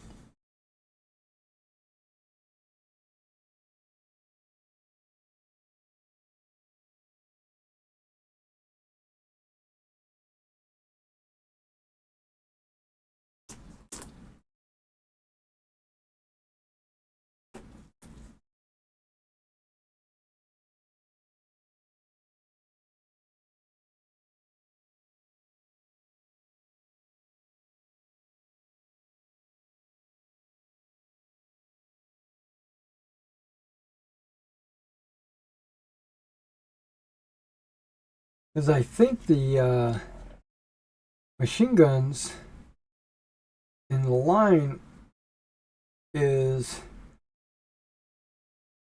2 mediums and 1 heavy with the availability of a 3rd medium. Where in my airborne battalion, I'm just going to go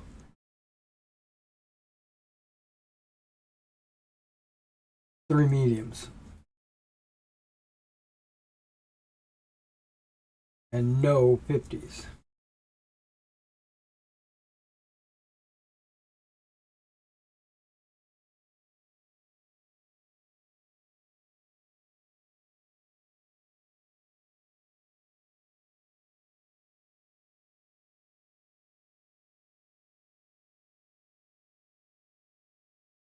Now, when I bought the pack howitzers, they only come in a pack of 3. Even though I think there is a option to pay a few extra points and get a 4th barrage, a 4th fire mission.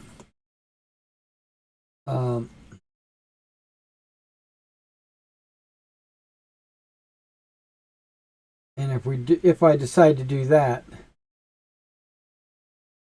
I'll mark it some other way.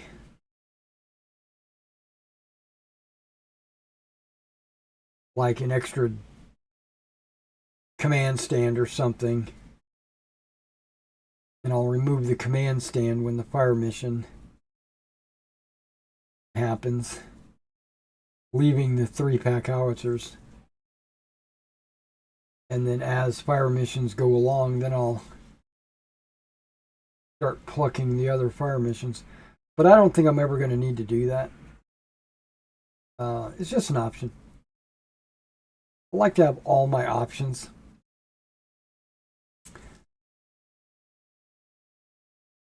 So now I've thought about going through uh, my. I've got a couple of books that have scenarios in them. Um, but the scale is wrong. Uh, both of these books are mostly man-to-man games or aimed at man-to-man games like Bolt Action. Um, so let's look at. I know you guys are probably tired of me talking about this, but let's talk about the Lafire Bridge. Um, there was a lot of fighting that went on at the Lafire Bridge. I have an actual campaign that spans multiple days of fighting at the Lafire Bridge.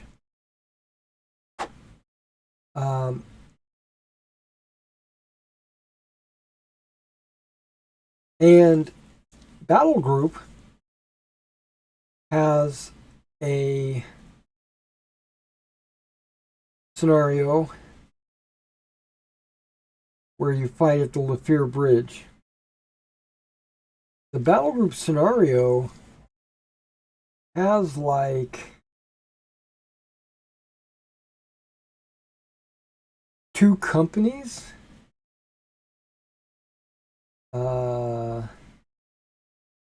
Maybe like 4 platoons. It's not a very large scenario. It's a pretty sizable scenario when you're talking about a man-to-man game. But for a platoon scale game, like where you're maneuvering platoons and not individual men, it's a pretty small scenario. But I was thinking to myself, I could just take the platoons in the Lafire Bridge scenario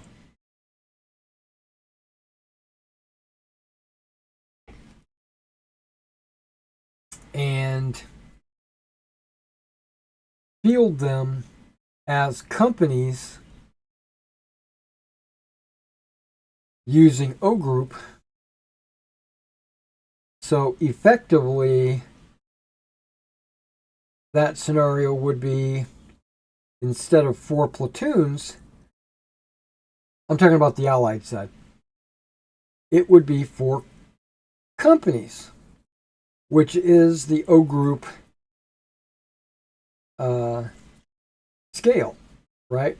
The Germans have 3 platoons, and so that's the perfect 3 company scenario. So that's, you and I call it a company, or the rules call it a company, doesn't mean it can't represent the platoons that are attacking. Right? Because the force composition would be exactly the same. They've got support machine guns, they have mortars, they've got an FO that can call in artillery.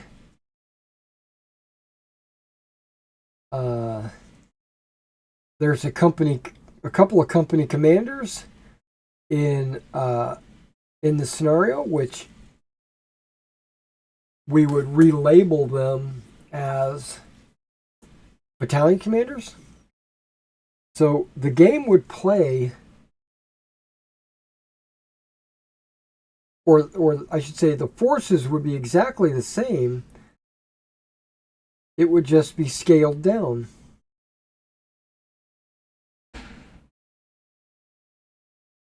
So, like, in O group, let's say, a platoon, which is your maneuver element, has 3 bases.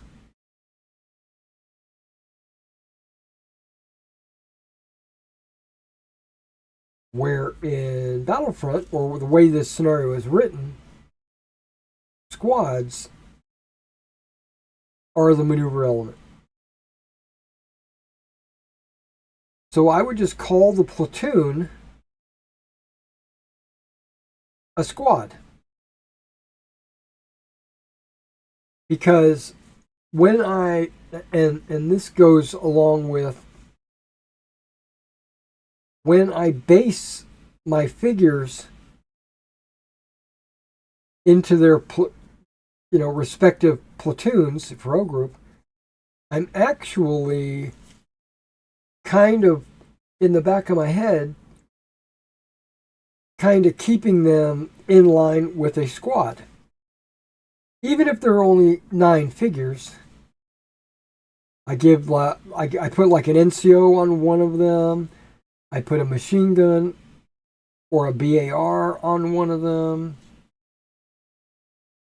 A bunch of riflemen, maybe an assistant squad leader.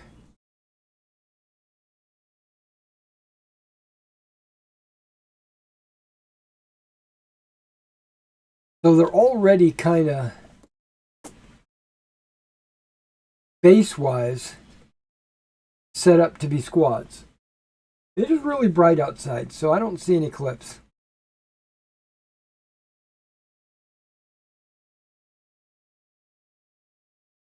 Not yet, anyway.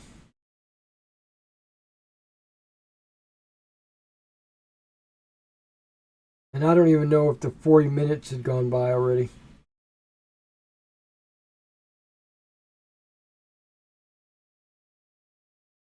I think it has, but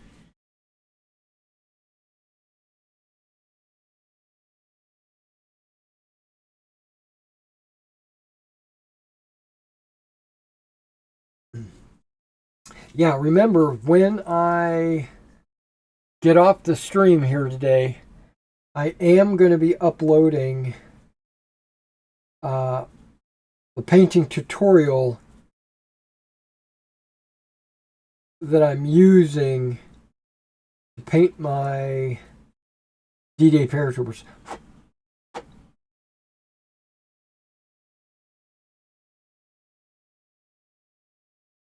And I am super impressed with what I was able to accomplish with my test figures and the actual tutorial. There's some air bubbles. Oh, I didn't get this guy's knee.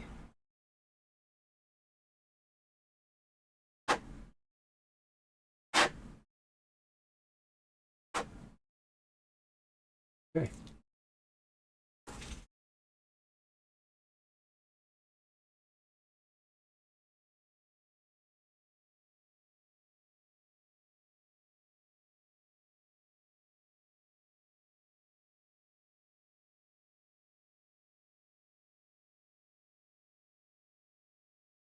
Which, if you're coming in late,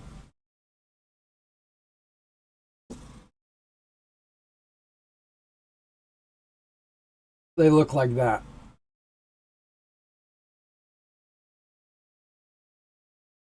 I don't know if autofocus is really working. But I've already done 11 figures. Now I didn't base them. I wanted to, because I love to have a completed model in the video at the end. You know, like base them up and put them on my turntable and have them spin around so you can see exactly what they look like. But the guys on those sticks that I did are too similar. Like, they're all submachine gunners. And I didn't want to commit to basing them together, because I might use them in other areas. Like I might use one submachine gunner as a squad leader, and then with him I might give a couple of riflemen.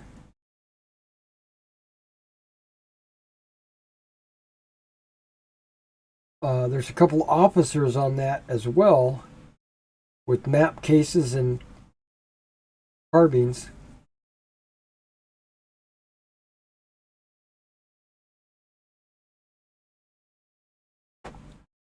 And I'm not sure how I'm going to do my company commanders, battalion commanders.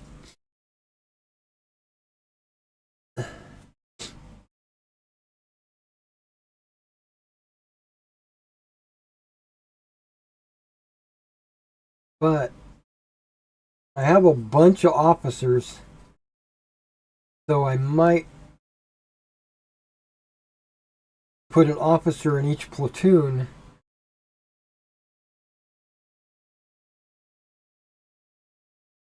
as well as the company commanders and the battalion commanders and FO.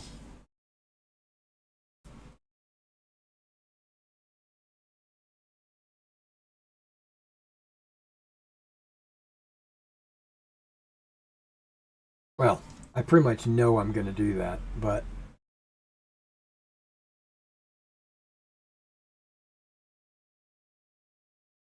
I'll just have to figure out how many of them I have, which poses that I want to put in what platoons and companies and battalion, etc.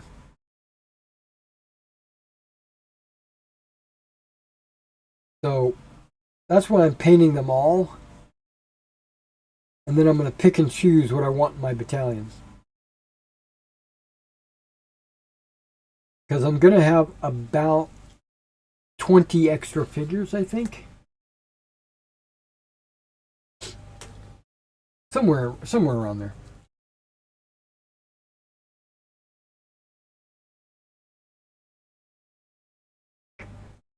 Yeah, this decomposed flesh, I would never have ordered it directly. I would never have said, "Oh, that's a color I need." It came in a U.S. paratrooper paint set. I think it was, or maybe it was a British paratrooper paint set. I don't remember, but it came in a paint set.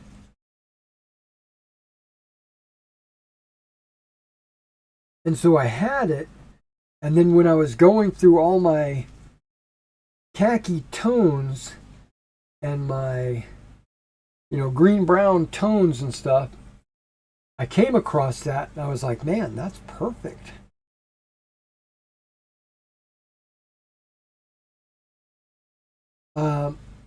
When I did the painting tutorial, I thought about getting out my paratrooper uniform. I've got a helmet and LBE and musette bag, and I have a Thompson 1911. I have a holster, and I have an authentic World War II backpack that you don't see on paratroopers. But they didn't really carry them. But it's got a frame. It's my go bag right now, basically. I've got it out in the garage, and it's got like rations in it and some survival gear and stuff. So if I ever needed a go bag, it's weird. It's my World War II rucksack. And it is it's made of canvas. You know, unlike my modern ruck, which is made out of like a nylon fiber and empty. The modern rucksack is half the weight.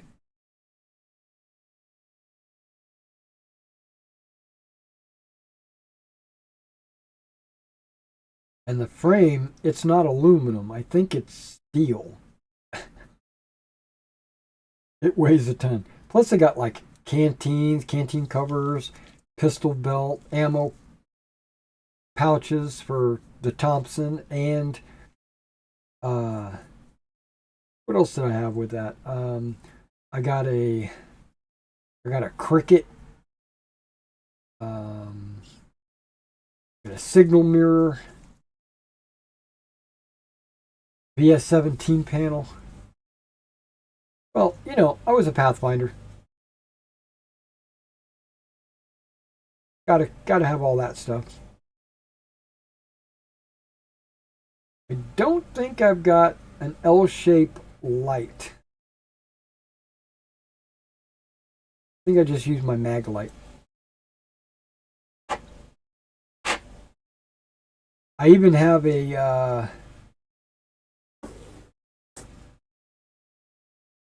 what do they call those things? A knit wool cap.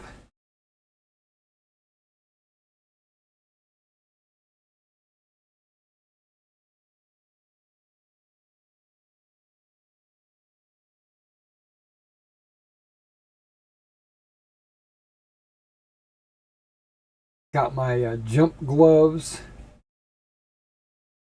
Yeah, so what I was thinking about doing was, as I was painting each of the items, I was thinking about, well, taking a picture of each of the items and then putting it up on the screen to give a reference to the audience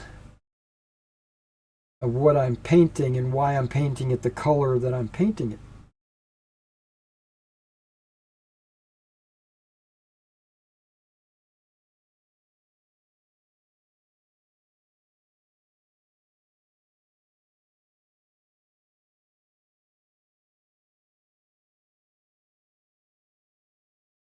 Now here's a couple officers with just their hand waving and a binoculars in their hand.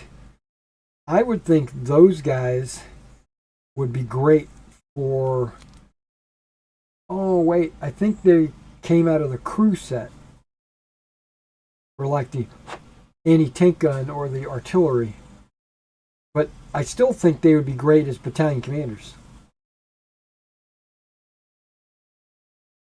But maybe not, because they don't have any weapons. Well, a battalion commander wouldn't need it, but company commanders, they need to have at least a carbine.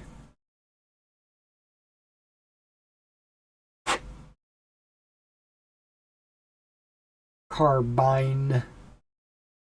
I don't call them carbines. Call it a carbine.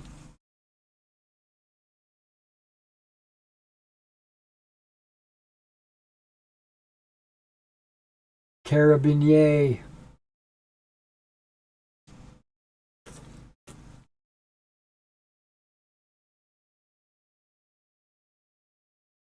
Now these guys are all BAR gunners. But I am going to intermix them in my platoons.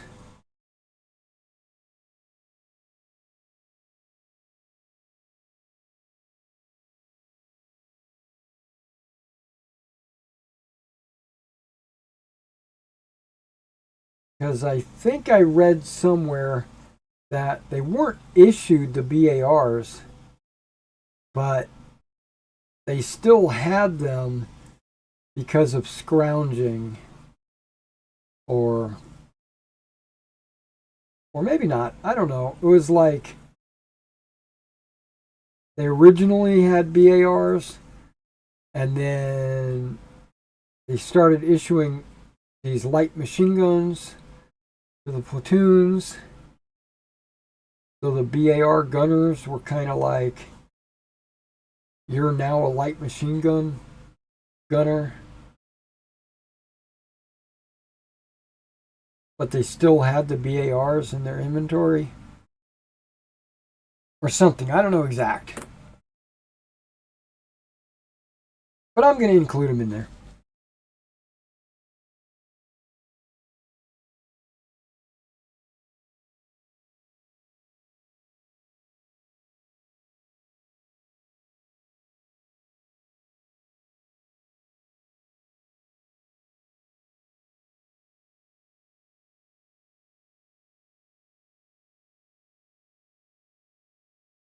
Yeah, the shorter ones must be the hard plastic. And the taller ones with the little extra beef on them, I think are the soft plastics.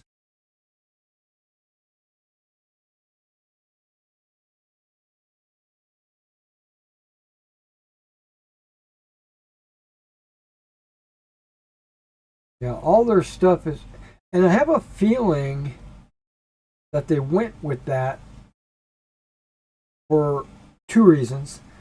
Durability of the models, because the hard plastics will have a tendency to break, right? If you step on them or if you drop them off of a table or something, where the soft plastics just bounce or bend. But so durability is partially why they switched to that. I'm sure it had something to do with cost as well. You know, mold costs and the actual plastic cost,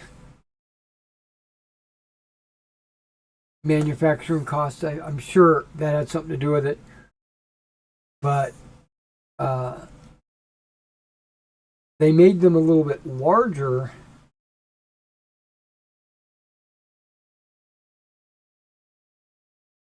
so that the models would hold up better,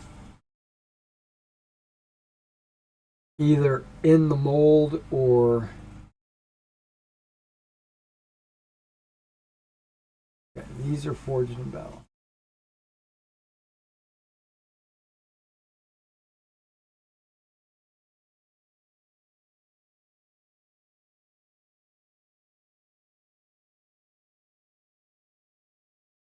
Yeah, there had to be a reason why they upped the scale a little bit. They went with the hard plastics are more like true 15s.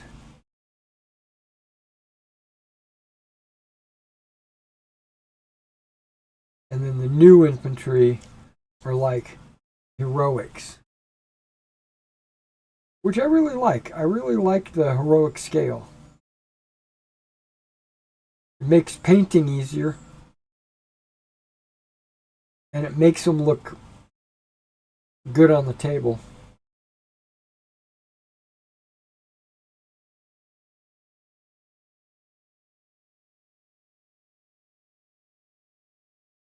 But it's also good to sometimes have different manufacturers, just because you get a variety of poses.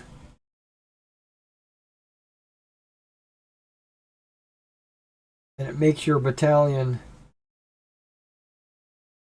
look alive and not just like every figure a carbon copy of the other figure.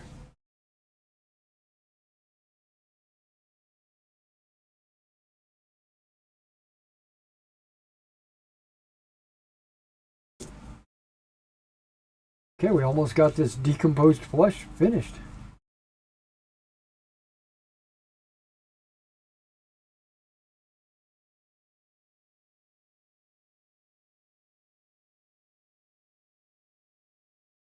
And this will not be the same color that I paint the glider troops. Those guys are pretty much equipped just like your standard leg infantries. So when I go to build my regular American infantry battalion, I can use that same battalion as glider troops.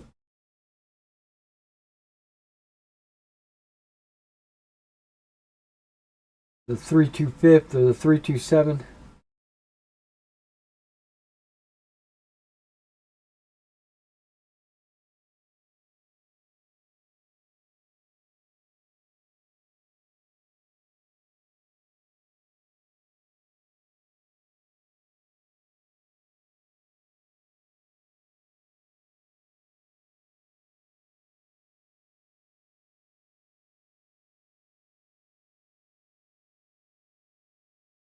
Which, if I was doing the Lafier Bridge scenario, I would need at least a company of paratroopers. I'm sorry, I would need at least a company of glider troops.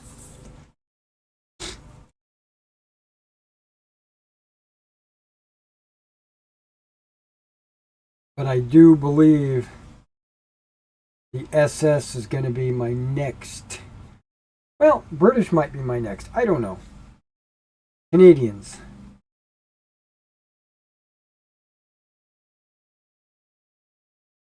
Yeah, I might do British. I have Americans. I've got British infantry as well as paras. I've got SS.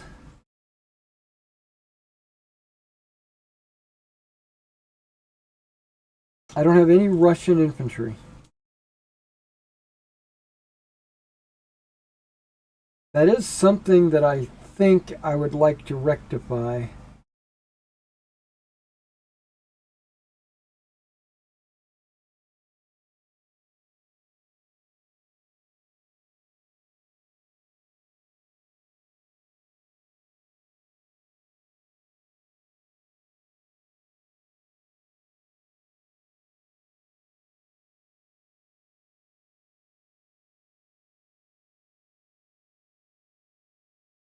But I have so many other armies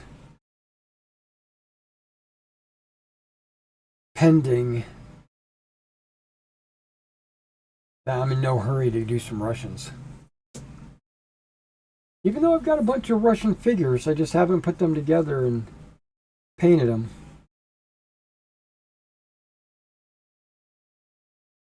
I don't think I've got enough to do an O group battalion though.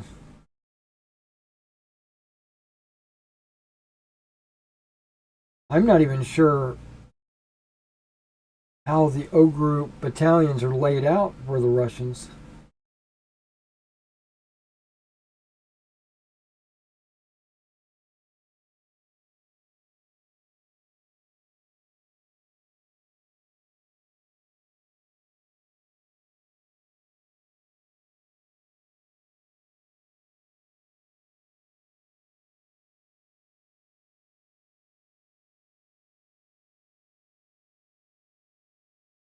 Okay, well, I'm very glad after having gone through every one of these figures.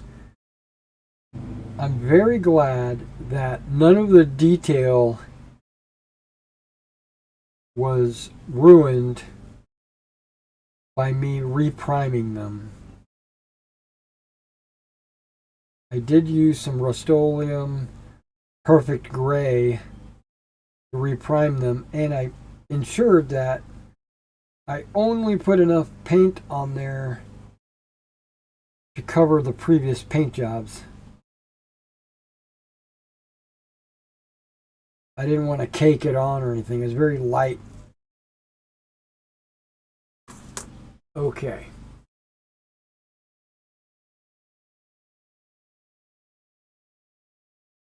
Now I'm doing double checks. And I'm glad I did, because there's a spot right there.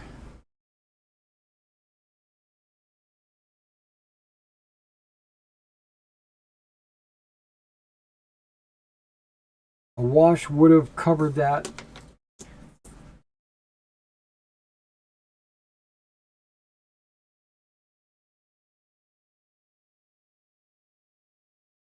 But you all know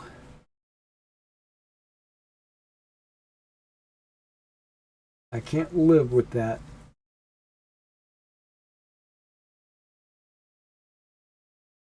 Yeah, as the paint dries, I think it might shrink a little bit and then gaps appear.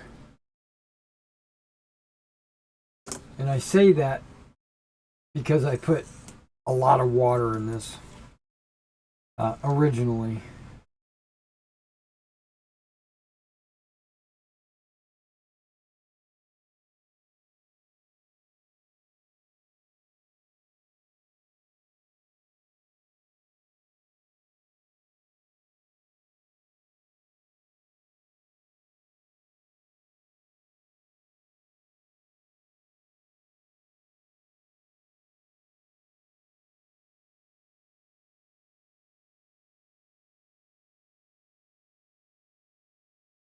So far, 90% of these guys look pretty good.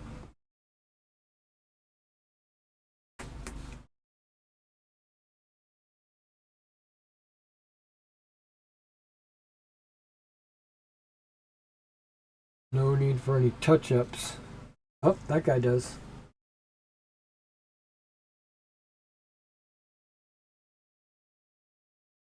I don't know if you heard that outside, but there is somebody mowing his lawn.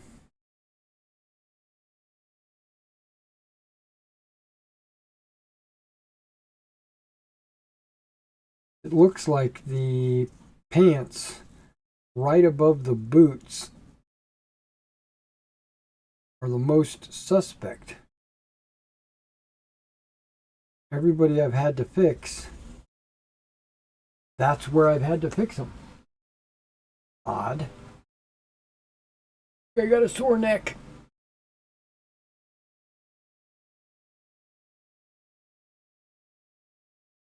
Now, once I get all these paratroopers done,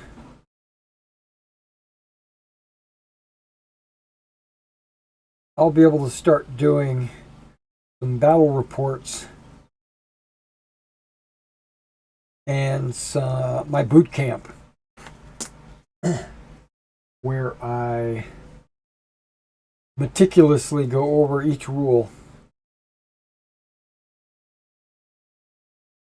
I give my thoughts on that rule and why it's a good rule or why I don't like it.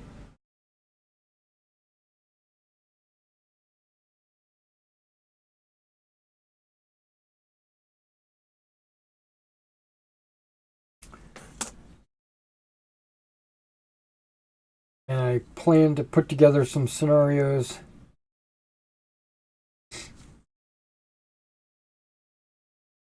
and play them out solo on the table.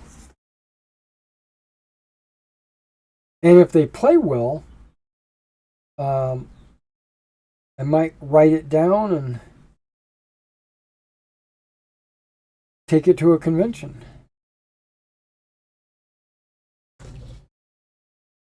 And if they don't play well, then I'll go back to the drawing board.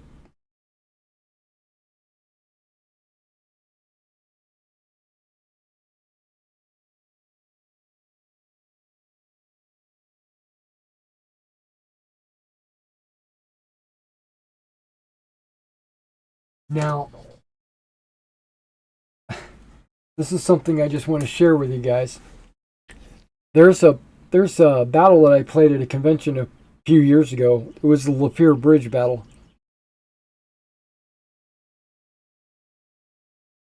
Using the battle group rules. And everything played, the mechanics works really well, and everything played out really good. But I had nightmares about that game. Not dreams, or I'm talking nightmares. Because there's a few things in that scenario that I felt made it not difficult, but impossible for the Americans to compete in that game. So I even told the American players, I said, if you want to win, you know, when they were forming up, picking sides and stuff like that, I said, if you want to win, play the Germans, and if you want an extremely difficult, challenging battle or command, choose the Americans, because this scenario is written as if the designer wanted the Germans to win. There is no chance the Americans are going to win. So what we're going to do is we're going to play this battle out, and we're going to see how well you lose. That's no fun, right? You don't want a scenario that's out of balance like that, right? And I only realized it because I committed to running this scenario a few months before. Then we play tested it here in the store. I brought over Mason. He came over and he played the Americans. He played the Germans. I don't remember, but he played, and you just can't win it. You just can't win that battle. There's no way. Now, partially, I think it was my fault because I made the map huge. It was like a 5x9 or something like that. Or it might have even been like a 6x8 or something. It was some large scale, 4, 5. It was 5 feet wide. And then it was like 1, 2, 3, 4, 5, 6, 7, maybe 8. So maybe 5x8. And no man's land, which is the area between the troops, was about 2 feet.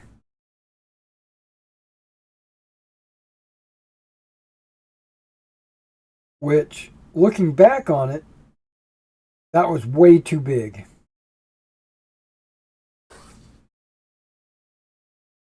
Way too big.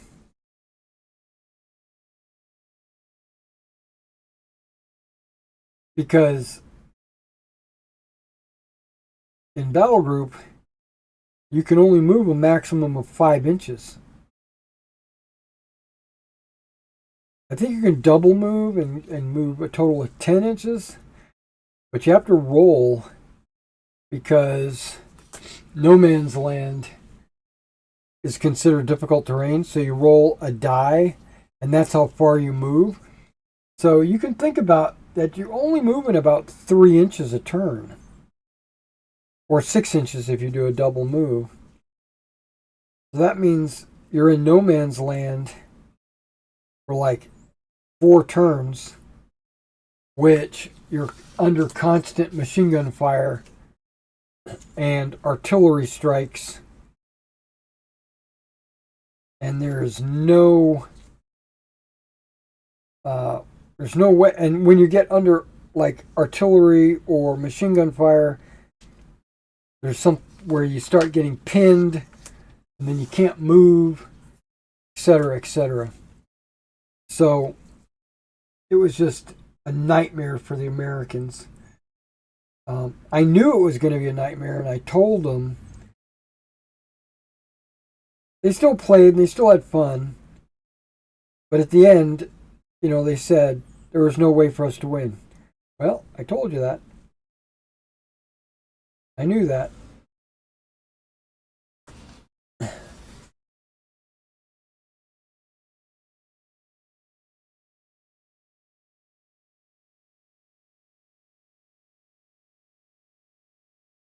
Where in O group, this kind of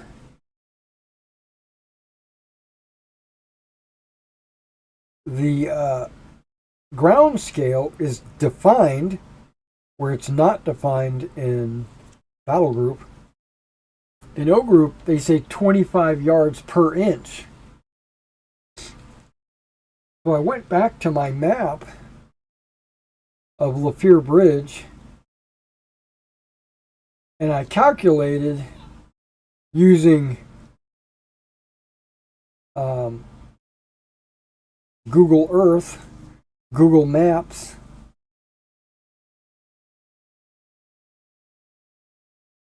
In O group, it's only about 12 inches across no man's land.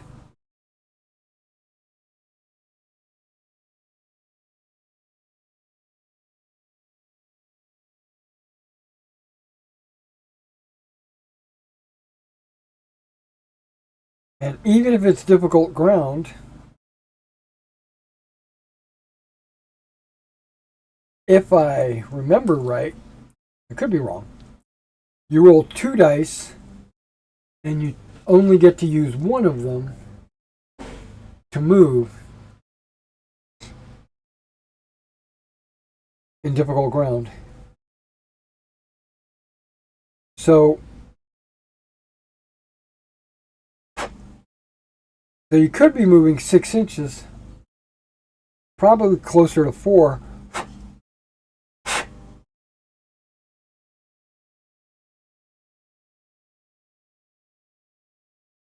But still, that's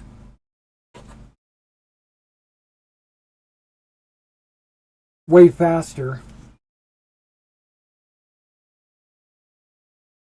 Yeah, I'm glad I went back and double checked these figures. Some of the pants, the bottom of the blouse of the pants needed a little touch up.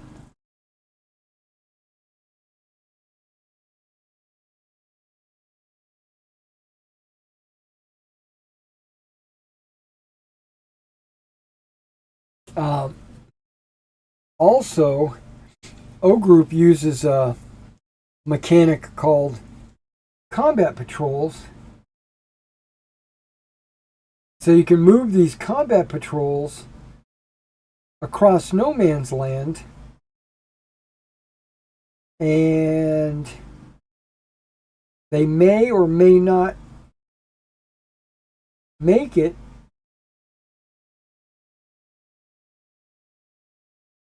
and you can deploy your platoons from the combat patrols.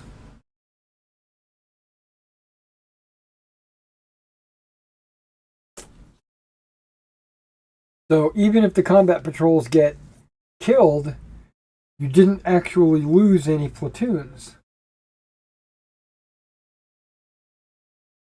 So that gives a little bit of a bonus to the attacker, which in this case is the 82nd.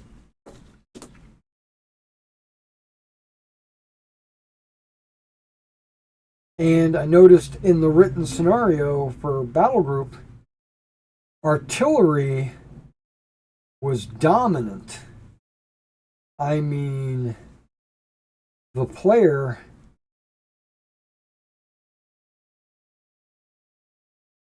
had like unlimited artillery. I mean, not actually, but it felt like it was unlimited. And it just kept coming in. And the Americans couldn't advance because they were constantly under barrage. Where in O Group, you're not going to use a barrage on a combat patrol. I mean, you might, but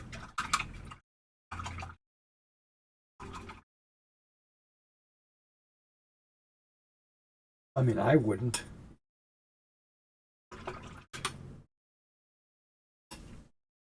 And you're only getting, as a defender, you're only getting 2 barrages. Now, you have your mortars, which that's perfectly fine because in that scenario, they actually have mortars. But the FO, he could call in dedicated support, and I don't think he should have been able to. It was just too... Well, maybe historically he could, but for the scenario, it was just out of balance, in my opinion. So I think plugging it into a O group scenario formulation would eliminate a lot of issues that I had with that scenario in battle group. So what I plan to do is take that battle group scenario, rewrite it for O group, and that's probably one of my first what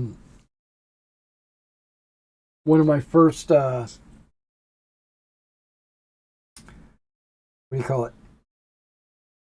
Not playthroughs. What do you call those things? Battle reports.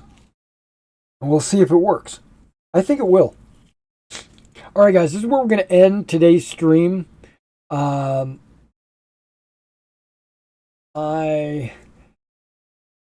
have a couple other things I need to do.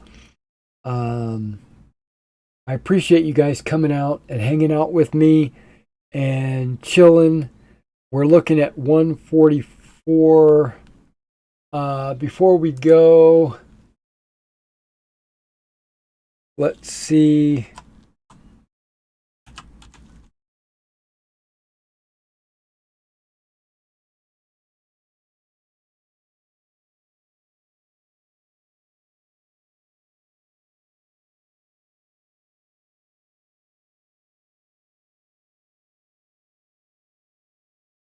I should have desktop audio turned off. Okay, good.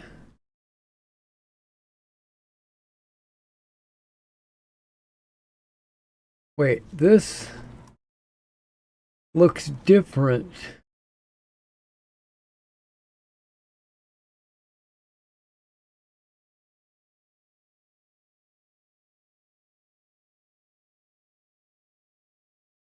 Okay, let me try searching something a little bit different.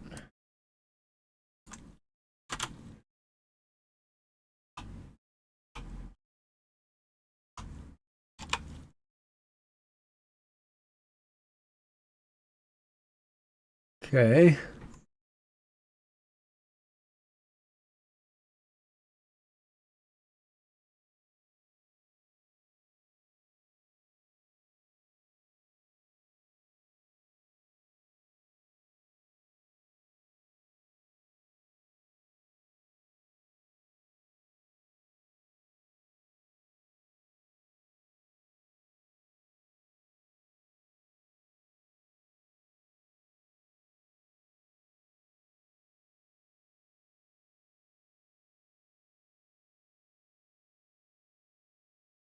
Okay, this is not helpful. That first one I looked at earlier was really good. It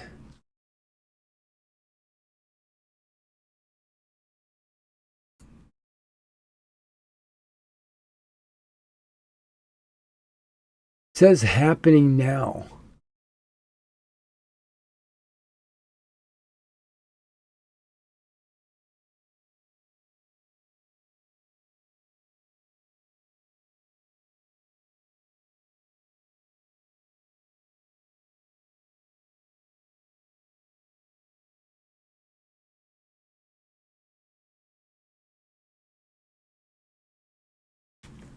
I don't see it getting any darker outside. Give me a second. I'm going to go check my mail. And while I'm doing it, I'm going to look up. I'll be right back.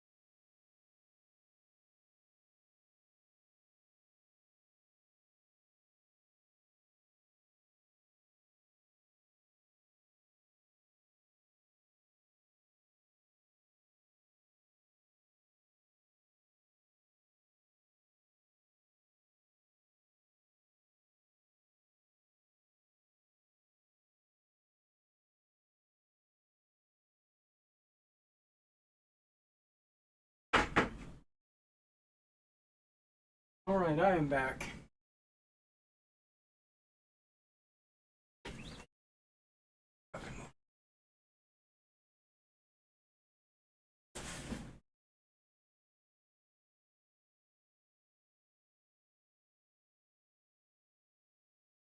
All right, just letting you know, guys. I didn't see it, but I didn't glance up at the sun. But it's bright outside, but you could tell there's a little bit of a haze. And I'm sure that's coming from the eclipse. It's like got an odd color outside, but it's nothing to write home about. And I didn't get any mail, so I don't know if the mail was running that way and hasn't come back this way yet. All right, we got some ads on there. They keep flashing. Interesting. Trying to sell me Command Decision.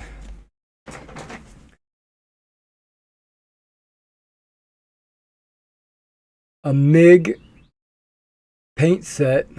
Command Decision. I don't know what that is. Look like bases. And then it looks like a Noble Knight.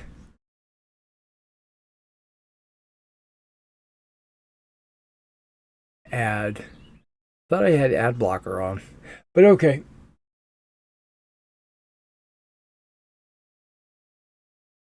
All right, guys, that's where we're going to call it. It's almost 2 o'clock here, and I haven't had lunch yet. So give me a chance to eat, and then I'm going to continue painting these guys. Come back. If I'm on tomorrow, I think I'm going to be working on my 28 millimeter Napoleonic commission. I got to do some cav and some artillery. I still have to wash the artillery. I've already primed the cavalry, so they're ready to go. I got to glue them together though, and the cannons and the generals and stuff like that. I need to prime them after I assemble them. I might assemble them later tonight. But I'm going to be working on these today. And like I said, once I get these guys finished, I'm going to try to do a reimagining of the Lapeer Bridge scenario using O Group and adjusting the scale a little bit. So instead of moving platoons, we'll be moving squads. All right. I'll catch you next time.